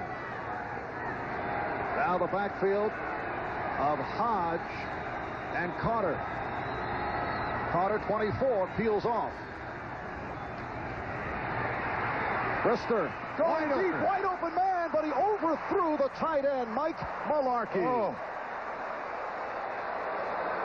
Oh, Bubby Brister walking that one off. Oh, that's a special play because they run Carter in motion. He draws Dennis Smith, the strong safety, out with him. Mularkey runs the good pattern. Michael Brooks is the linebacker that should be in coverage. They say the game is a game of inches. See the motion? That draws Dennis Smith out there. You can see the corner is wide open. Bubby just overthrows him. Oh. 2nd and 10 at the 24. The rookie Hill is to the left. Lips in motion. And Hodge for a very short gain. Michael Brooks with the aggressive tackle on the fullback, Merrill Hodge. Brooks from the backside. Excellent pursuit linebacker. Ran that play all the way down the other side of the offense. You'll see Brooks right side of the screen. When that play goes away, he starts down the line of scrimmage. And when Hodge cuts back up, Brooks there to make the tackle. 6 minutes have gone by in this 3rd quarter. Pittsburgh Steelers with a record of 4-4, despite scoring the fewest number of touchdowns in the NFL, only 13, including today. A timeout has been called now. There's Chuck Noll looking to talk it over with his quarterback, Bubby Brister. We'll take a break. Back after this. Capacity crowd in the area of 76,000 at Mile High in Denver. The Steelers haven't played here since back in 1984 in a playoff matchup won by Pittsburgh 24-17. 3rd down 8 at the Denver 22. Broncos 13 and the Steelers 7. Brister in trouble. Down he goes. Ron Holmes, who had 2 sacks last week, comes up with his 4th of the season, and for Denver, their 1st sack of Bubby Brister. I think you would call that a timely sack, wouldn't you? They got 9 guys at the line of scrimmage.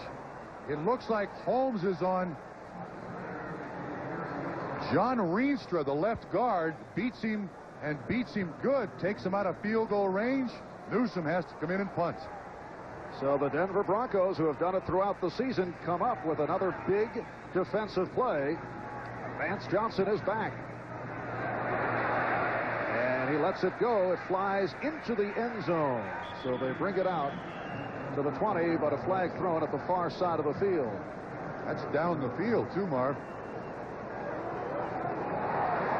Just under 9 minutes remaining in the third quarter. Now, this all depends. Holding, defense before or after the ball leaves his foot.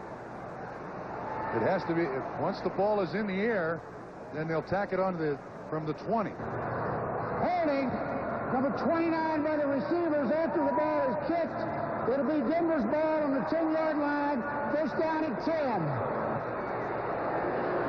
The hold is called on Darren Carrington. So they'll start out from the 10, but first a timeout. We'll be back in a moment.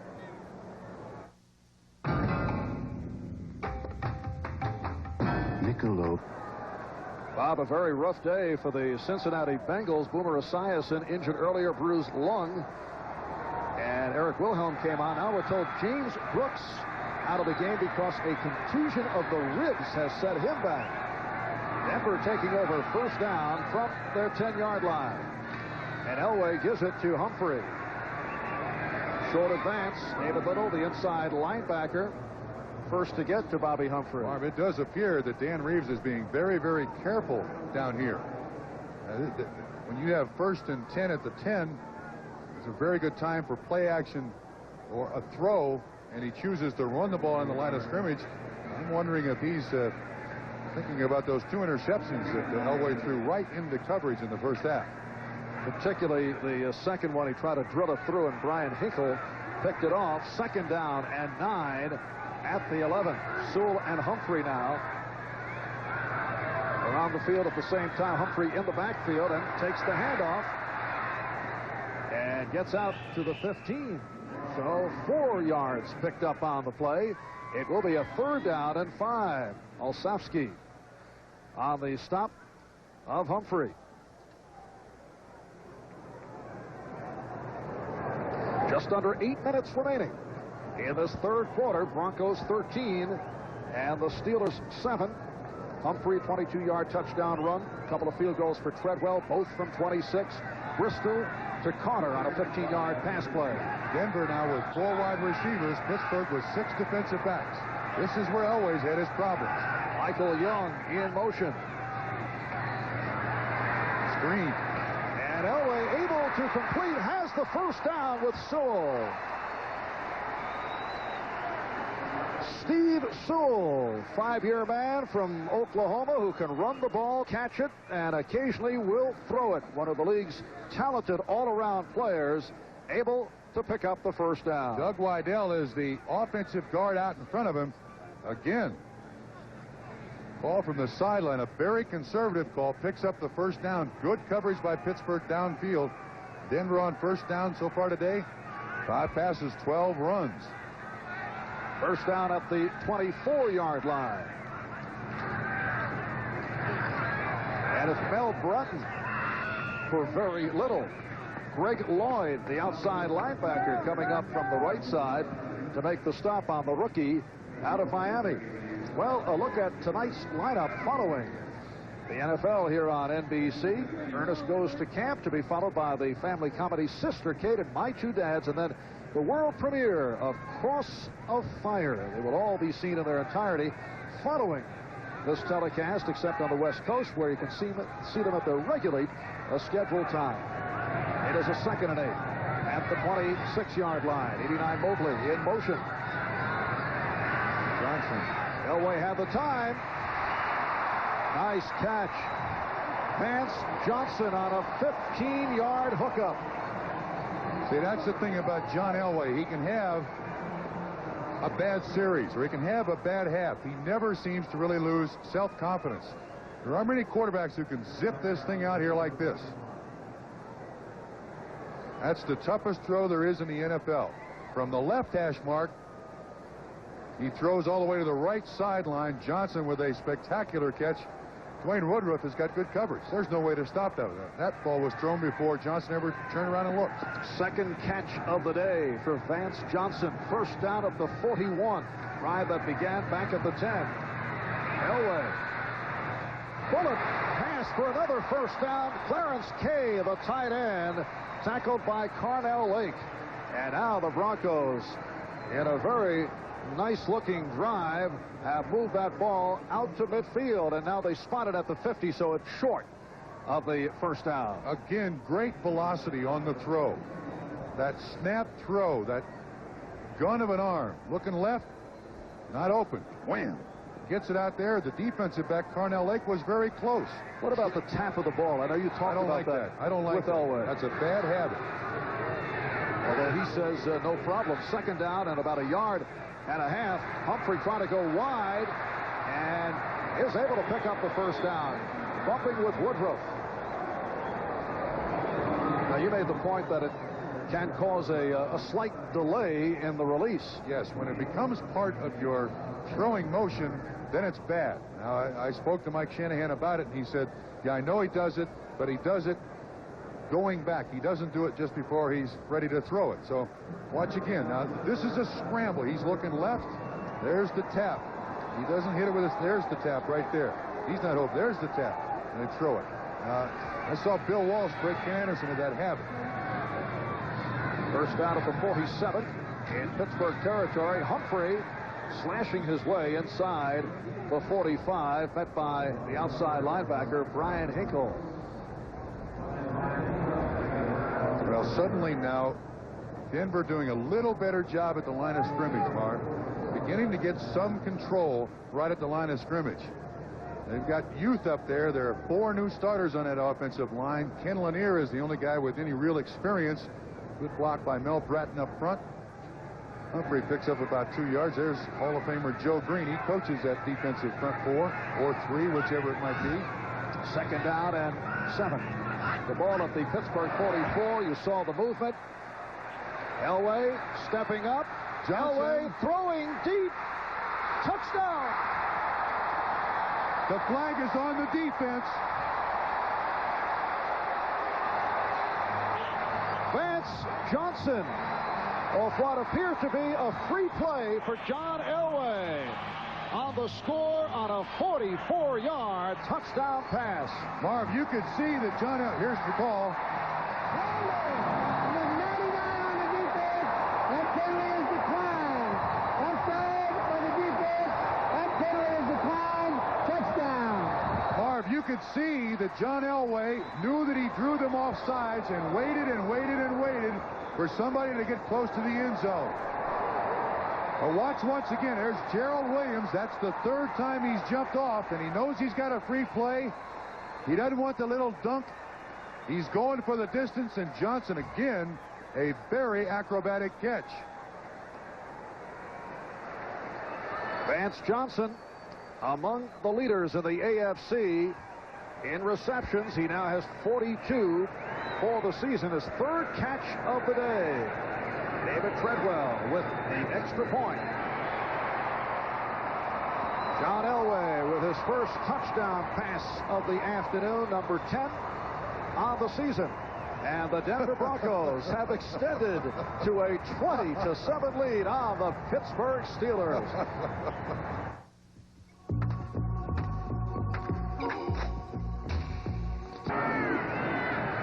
John Elway to Vance Johnson just a moment ago for a 27 Bronco lead. And a bouncing kickoff is handled by Rod Woodson.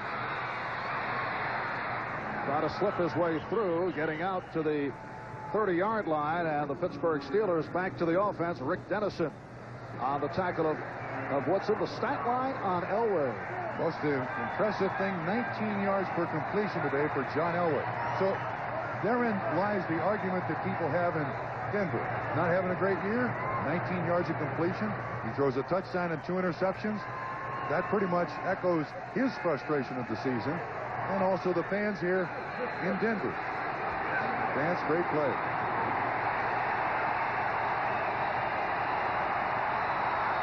First down from the 30 with the crowd urging the Bronco defensive unit on, and Brister is stopped for the second time. The sack for Simon Fletcher. And for Fletcher, that is 9.5 sacks for the season. He is among the leaders in the NFL. Brister rolls that way after there's pressure. You see 73 Fletcher on the blitz. And Fletcher with outstanding foot speed. Jackson is the offensive tackle that is supposed to make the block, but Fletcher gets right inside and is there before Bubby has any chance whatsoever. So a loss of 10. It sets it back to a 2nd and 20 from the 20. Pittsburgh's offensive line, Jackson and Ilkin at the tackles, Rienstra and Long at the guards, Dawson at center. 83, Lips in motion. Here's Hodge. And he was crunched. Atwater and Smith, the safety men, combining to make the stop. Steve Atwater, the outstanding rookie, Denver's '1 draft pick out of Arkansas, leads the Broncos in tackles.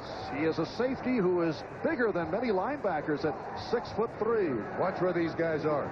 Here's Smith. I believe this is Atwater, although I'm not sure. They flow very well. These two guys are between them. They're about 215 pounds each. And boy, they're going to make a lot of stops for Denver for a lot of years.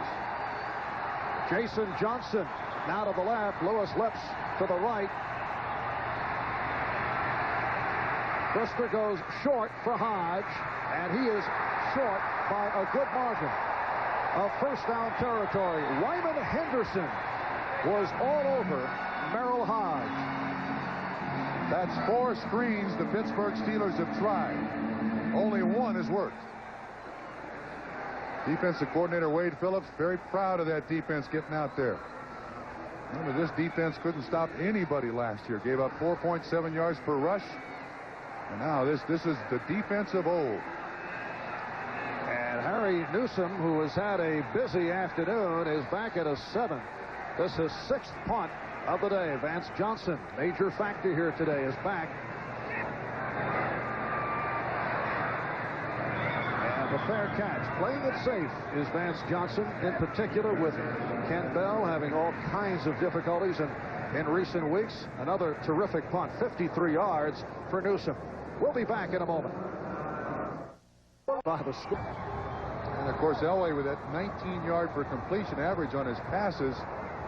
They've struggled, but they've gotten it done to this point. And Teal is split to the left, the tight end Mobley to the right, and then in motion. Here is Humphrey out across the 30. He has run well.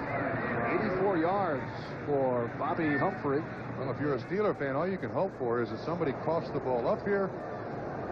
Pittsburgh comes up with an interception somehow to get some life back in the Pittsburgh Steelers side of the ball. And of course, I think Denver is aware of that. Be conservative in your play calling. Don't give Chuck Noll and the Pittsburgh Steelers some incentive here over the last quarter plus 2 minutes. 2nd down and 5 across the 30. Natil, 84, in motion. Humphrey. And a short pickup. The stop by Jerry Olszewski, who's had a very strong game. A reminder, next Saturday, NBC Sports will present final round coverage of the International, where golf's greatest players will be shooting for $650,000 in prize money. That is next Saturday on NBC Sports. And I understand, Bob, you'll be making your golf debut. Do you have a whispering approach? I don't see that. I've never done anything without a crowd in the background, but I'll do my very level best not to bother those gentlemen.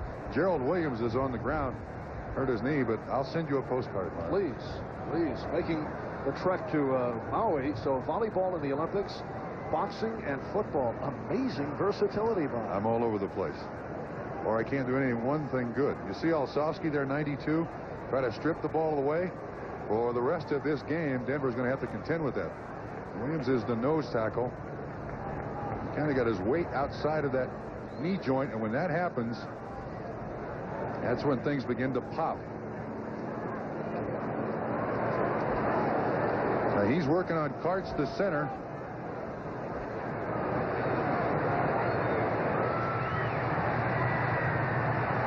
right in front of the umpire there, and the play is going to go this way. And as he pursues, he kind of gets his leg. Anytime the weight of the upper body gets outside that knee joint, that's when you have trouble. And you can see he's kind of plants that right foot right there just as he's hit, and it gets popped right on the kneecap. So hopefully he's all right. He's up and moving around.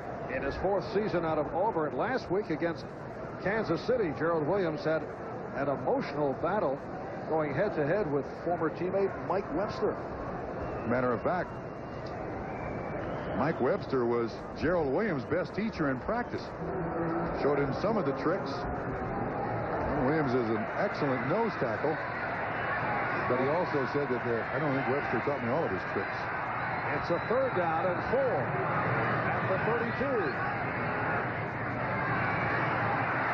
And a handoff to Sammy Winder, who just checked in.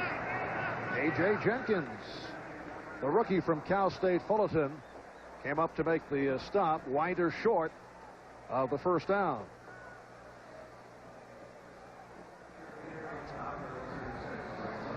A minute remaining in this 3rd quarter as Mike Horan comes on to punt for the 2nd time today. Now Pittsburgh almost has to come with some sort of punt block here.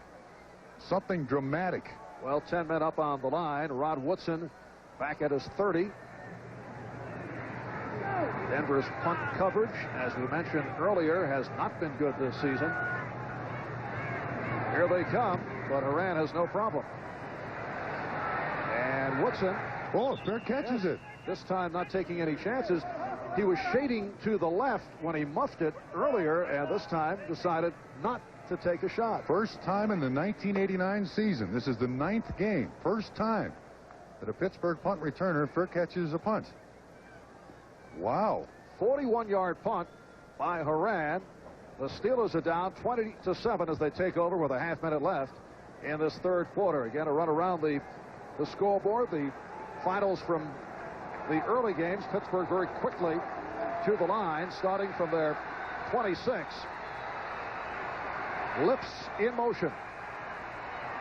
And it's back to the ground for Worley, who has run very well this afternoon. Gets out to the 34, Steve Atwater, from the free safety position to make the hit. You know, I was struck by Chuck Noll's comment to us last night. He's not exactly sure what they have in Worley. He's missed so much he missed all of training camp and been hurt, not healthy throughout the regular season. They're not exactly sure what they have yet. And a player who has been labeled as a franchise running back. He was the number 7 pick overall in last year's 6. But a rough one thus far against the Broncos. Johnson runs it out of bounds. Run out by Tyrone Stowe. 40-yard punt, 5-yard return. We'll be back after these messages. Broncos. And in the Steelers' numbers, their 6 first downs, just 1 rushing. And Bobby Humphrey by himself has outrushed the Pittsburgh Steelers. 22 carries, 84 yards. And fellow rookie Tim Worley had one of his better performances. 10 rushes, 61 yards. Denver takes over. Minute gone by in the 4th quarter. First down from the 30-yard line. On a reverse. Does not work with Mark Jackson caught back behind the line. Jackson going from right to left was hit down by Greg Lloyd, the outside linebacker. That's in lieu of a pass. Dan Reeves motioning. In some instances, he's signaling in the play, and in others, the formation.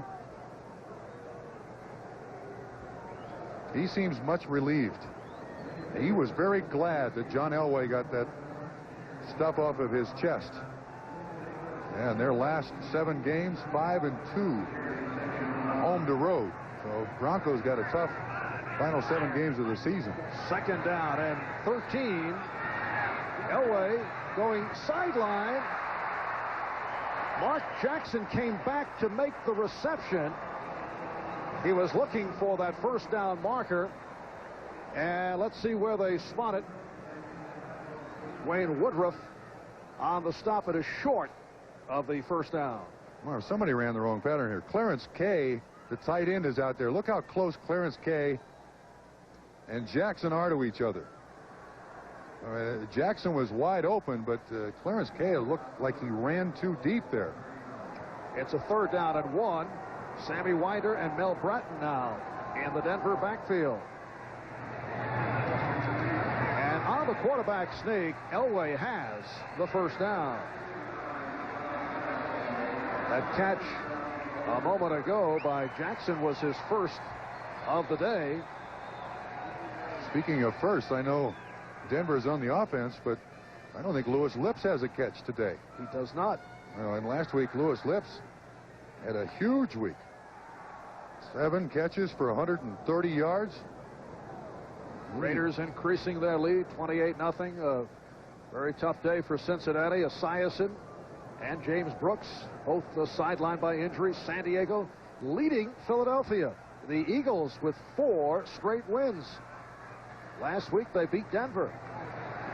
On the 1st down play, Bratton stopped by Lloyd. And now we're set for an update. Let's go to NFL Live. Here's Bob Costas. Marv, as you noted, the Raiders continue to pour it on. Jay Schrader will go 84 yards down the left sideline to Willie Gall. After the former Bear makes the catch, he makes the good inside move, picks up a pick, and then a block. Boom, he's in there. 28-0. The Raiders are going to be 4-1 under Art Shell. All right, Bob, and it's a 2nd down and 5 at the 46 for Denver. They lead by the score of 20-7. Elway getting wide open and firing one just beyond Mark Jackson, who lost Rod Woodson.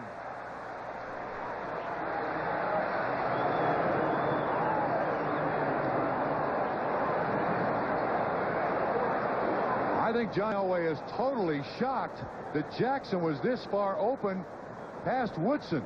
This is a full trajectory throw by John Elway. You see Woodson trying to come from the safety spot.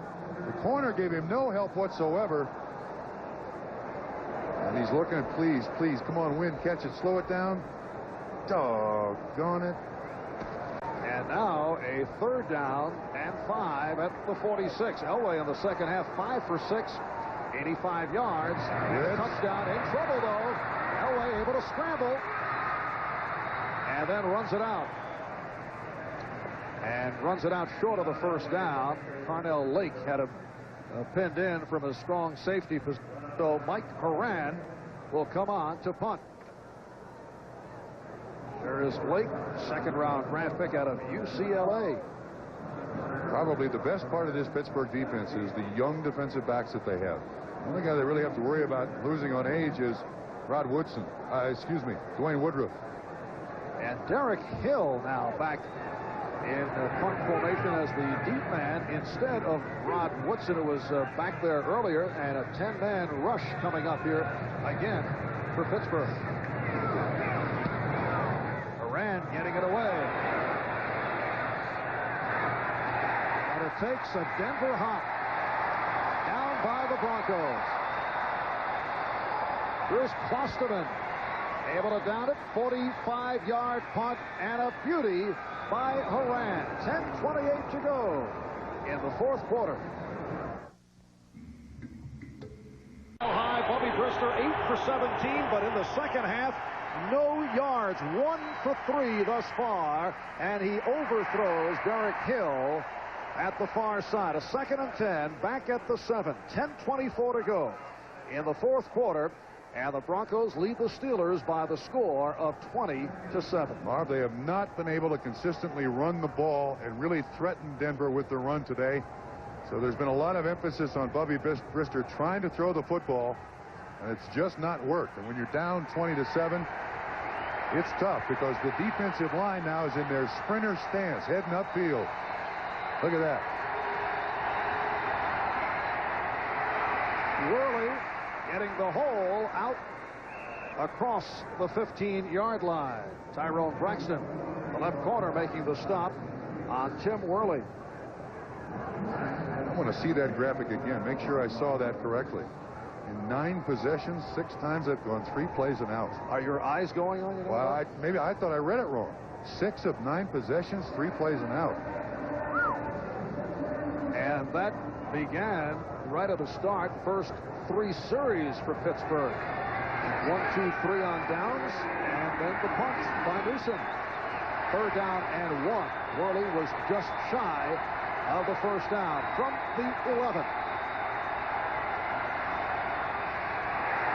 Well, Hodge was tripped up. Ron Holmes got to him. That's 7 of 10 drives, 3 plays and out. Great penetration at the line of scrimmage. Holmes 90 right inside the block. He beats Worley on the lead block. Actually, Hodge does a great job to get that much out of it, because Holmes anticipated the snap count was in there before anybody could do anything with it. Well, they will measure. 9:20 remaining in this 4th quarter. The Broncos lead by 13, 20-7, and it is short of the first down. About a half-yard short, and so Pittsburgh is forced to give it up. Down there in the pit, you'll see a body just come flying through there. There's Holmes, and the lead block responsibility to Tim Worley. He doesn't get it done, and 7 of 10 drives, Pittsburgh goes 3 plays and out. Newsom to punt for the 8th time. Vance Johnson is back at his 40. Look out! Newsom in trouble, and down he goes.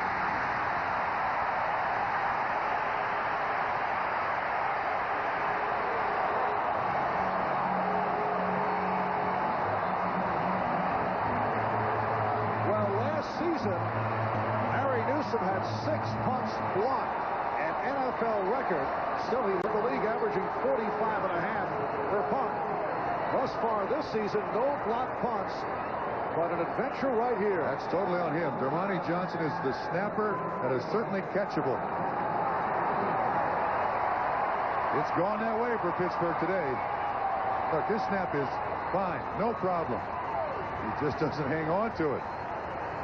So the Broncos 1st and goal from the 2. Brunton and Humphrey in the backfield. Elway will take it in. Well, you know, the officials could throw a flag on that one. He went in there feet first. Rod Woodson hit him, and Woodson is still down.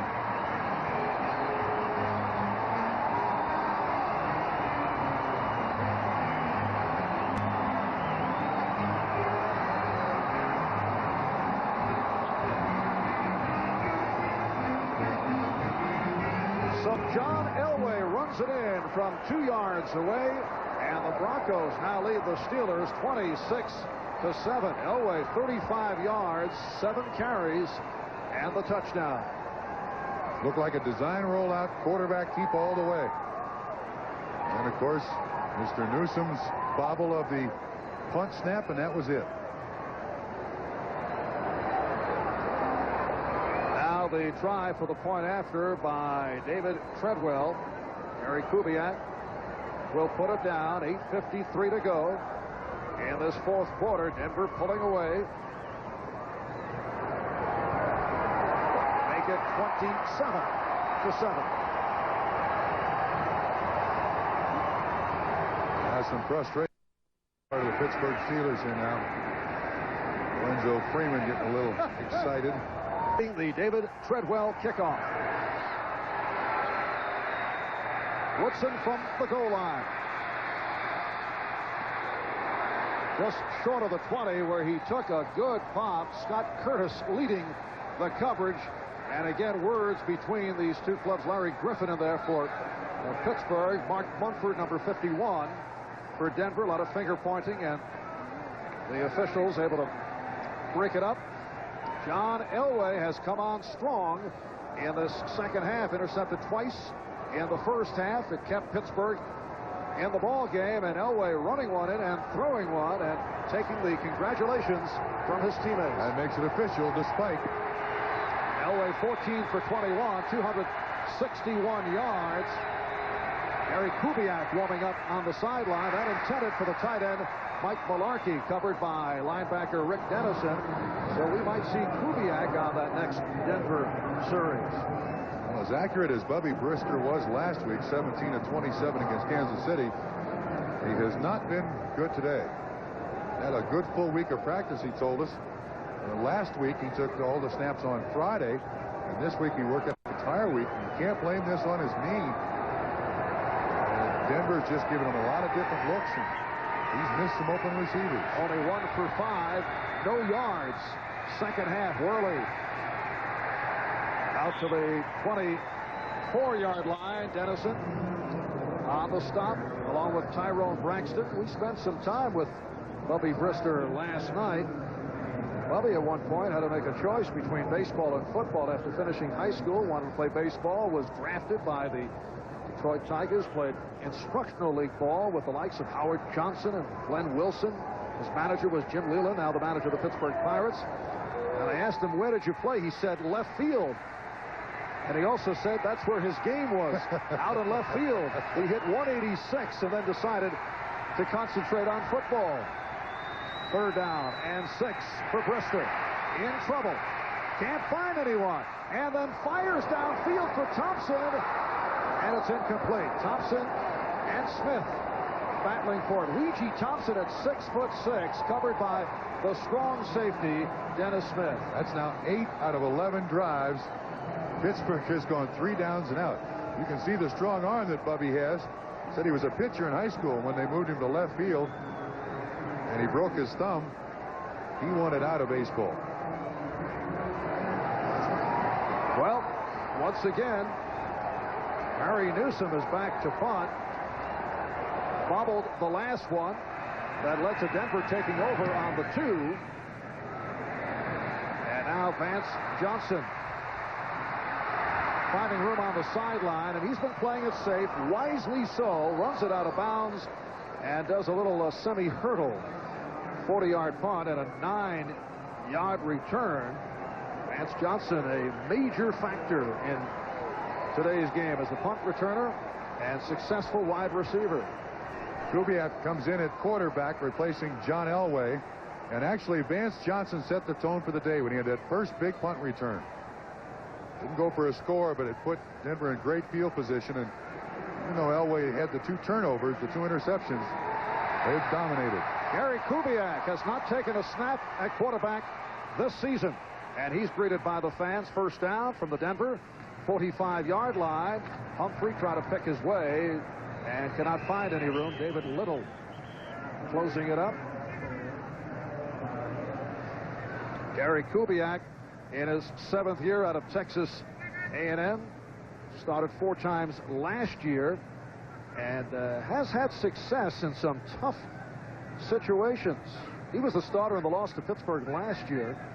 Completed 15 of 27, a couple of touchdowns. Good backup, knows his role.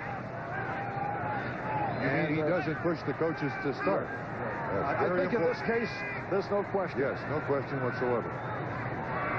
That is Natil in motion. Off the roll, Natil on the reception.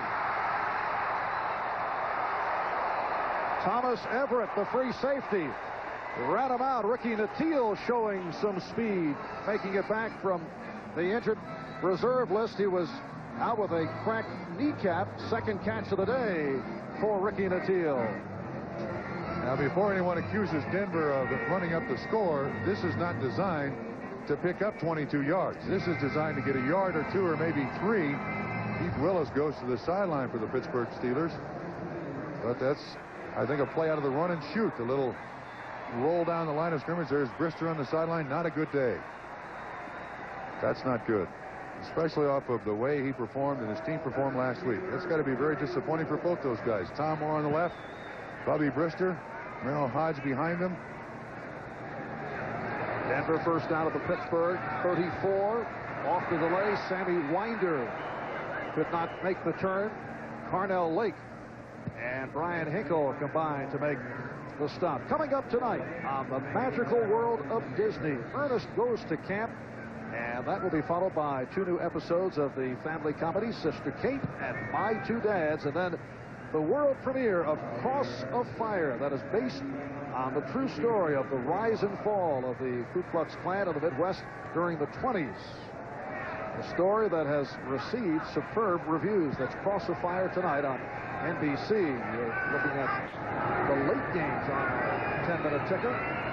here. It's a 27-7 lead for Denver over Pittsburgh. Second down and 11. And Kubiak completes again. Same play, other side.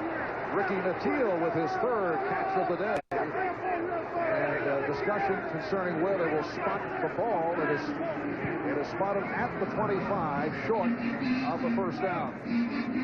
Nattiel comes in motion. Kubiak squares his shoulders to the receiver. And then Nattiel does a great job avoiding the tackle by Woodson. And the dive, he's about, looks like about 1.5 yards short. And there is Ricky Nattiel in his third season out of the University of Florida. So the three amigos reunited today. Third at about 1.5 yards, just under 6 minutes left in this fourth quarter. Second back coming through has the first down. Sammy Winder stopped by Jerry Olszewski. Denver now being guided by Gary Kubiak on the move. This telecast is presented by authority of the National Football League, intended for the private use of our audience. Any rebroadcast or the use of this telecast without the express written consent of the Denver Broncos and the National Football League is prohibited. All rights reserved. Well, they will measure, and it is on first down.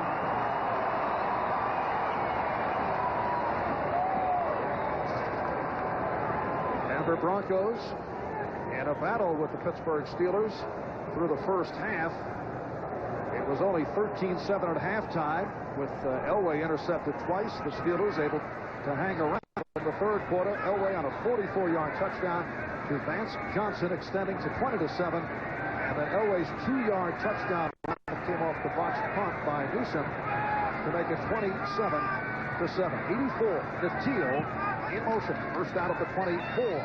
Humphrey broke a tackle and gets down to the 16. David Little, Dwayne Woodruff combined to make the stop. You know, looking at those numbers on the score, you remember the interception that John Elway threw. I think the Pittsburgh Steelers started about the 35-yard line. So the Denver defense has basically pitched a shutout here. They've done very well on the long field. Short field, Brister got the one reception to Carter for the touchdown. So all parties, I believe, are pleased. Yes, Denver's defense bouncing back. Wade Phillips disappointed with the way Denver's defense started out last week against the Eagles. Not pleased about some poor tackling at the start of the game. But, of course, the material a bit different when you look at the Eagles. The Steelers, Mel Bratton gunning for that first down. He's stopped by Rod Woodson. Broncos have had a very favorable schedule out of their first 9 games, as we touched on earlier. 6 played at home. Their last 7 games include only 2 at home against the Giants and the Seattle Seahawks. Next Sunday, Denver will be at Kansas City. They beat the Chiefs here on opening day 34-20. Then in 2 weeks, they'll be at Washington and then home for Seattle. Again, the yardsticks requested. By the way, that football has Pete Rozelle's name on it. Yes.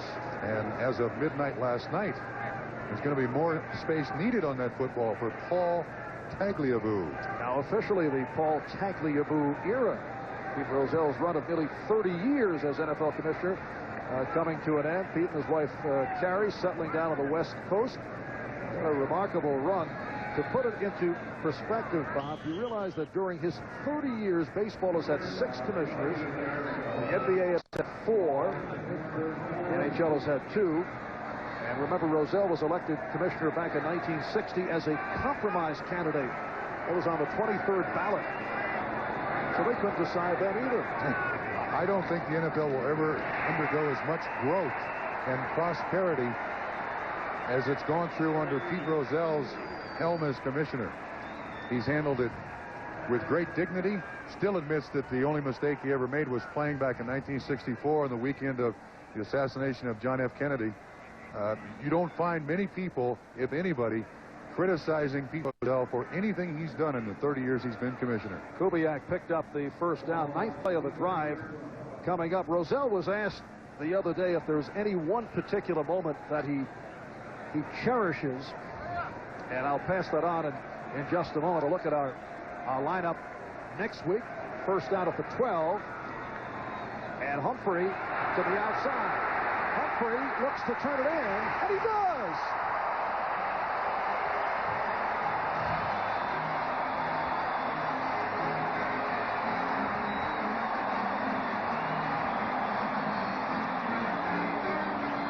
So the Broncos take a 33-7 lead as Bobby Humphrey has scored his 5th touchdown of the season and has gone over the 100-yard mark. 105 yards, 25 carries, 2nd touchdown of the day. Make it 6 for the season for the rookie from Alabama. Last week, held to only 44 yards on 12 carries by the Eagles. We're down to 3 minutes to go. Thankfully. 4th quarter. I'm enjoying it, Bob. Well, me too, but for Pittsburgh, you don't want to have any injuries in the final 3 minutes of a football game that you're losing to this extent. And the extra point by Treadwell is right through. The Denver Broncos now leading the Pittsburgh Steelers by the score of 34-7 with 3. Will kick it off.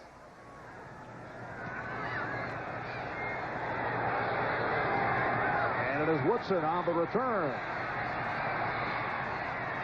And Woodson hit down across the 30-yard line. Randy Robbins making the stop.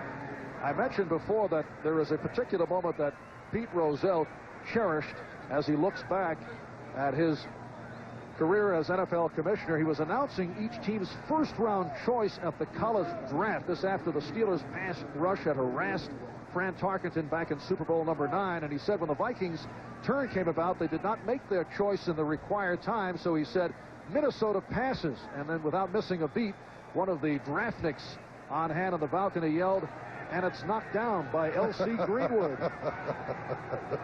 Pete's always kept his sense of humor. First down at the 31. Brister in trouble. Almost makes a completion. Mecklenburg in pursuit of Bubby Brister, who is hobbling. Yeah, it looked like his foot kind of slipped, and he may have turned his knee a little bit more. It's the left one. When he sets up, Mecklenburg in pursuit. Well, he almost kind of trips over his own feet, but manages to get it out there in the direction of Merrill Hodge for no completion. Bob, it's been a shutout of Bubby Brister in the second half. 1 for 7, 0 yards. That's the overall, 8 for 21. Pittsburgh coming in 28th in total yards. A little shovel pass for Hodge. And so finally there will be some plus yardage. Not much, though. Dennis Smith running out, Merrill Hodge. And look at this stat. In this 4th quarter. And Brister is able to complete the rookie Derek Hill with the long gainer. Gets to the 44. Kip Corrington on the tackle, a 22-yard pass play. And now the Steelers in the hurry up with 2:15 remaining in this 4th quarter. Look at our lineup following the Broncos and the Steelers. Another completion. Lewis Lips finally with his first reception. Randy Robbins making the stop. Well, tonight's lineup on NBC, beginning with Ernest Goes to Camp, then Sister Kate, Merrill Hodge, close to the first down marker. Simon Fletcher was right there. And Pittsburgh not able to pick it up. Long day for that man, Chuck Noll. 3rd down play. And Brister looking left sideline. And it was almost intercepted. Wyman Henderson had a shot at stopping the streak of Bubby Brister. He came into today throwing 153 passes without an interception. Intercepted only 3 times this year. Only Chris Miller of Atlanta has fewer interceptions. 2. Oh, that was 3rd down and short, and he went for the distance. He was looking to get it done to Jason Johnson there. Ball was underthrown. Jason Johnson, a one-time Denver Broncos side, as a Plan B free agent, has seen limited service here today. So the 4th and 1.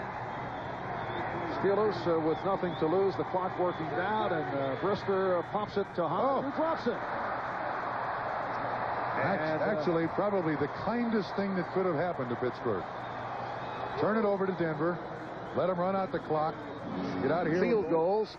Thanks to our producer, Glenn Adamo, our director, Andy Rosenberg, Mr. Stats handling the statistics, Elliot Kalb, our spotters, Merritt Cohn, Mark Friedman, as we come up on 1 minute remaining in this 4th quarter.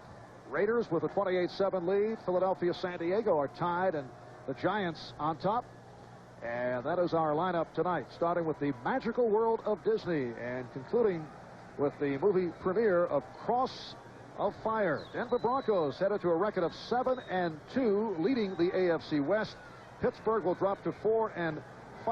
Next week, the Steelers home for Chicago. 2 weeks home for San Diego, then back to the road for Miami. Their second half schedule appears to be less taxing than the first half. However, are not feeling too good about what took place here today, as they are losers to Dan Reeves and his Denver Broncos by the score of 34-7 as the clock is just winding down. Bubby coming off a 17 for 27 performance last week, got everything done today. He could accomplish very little.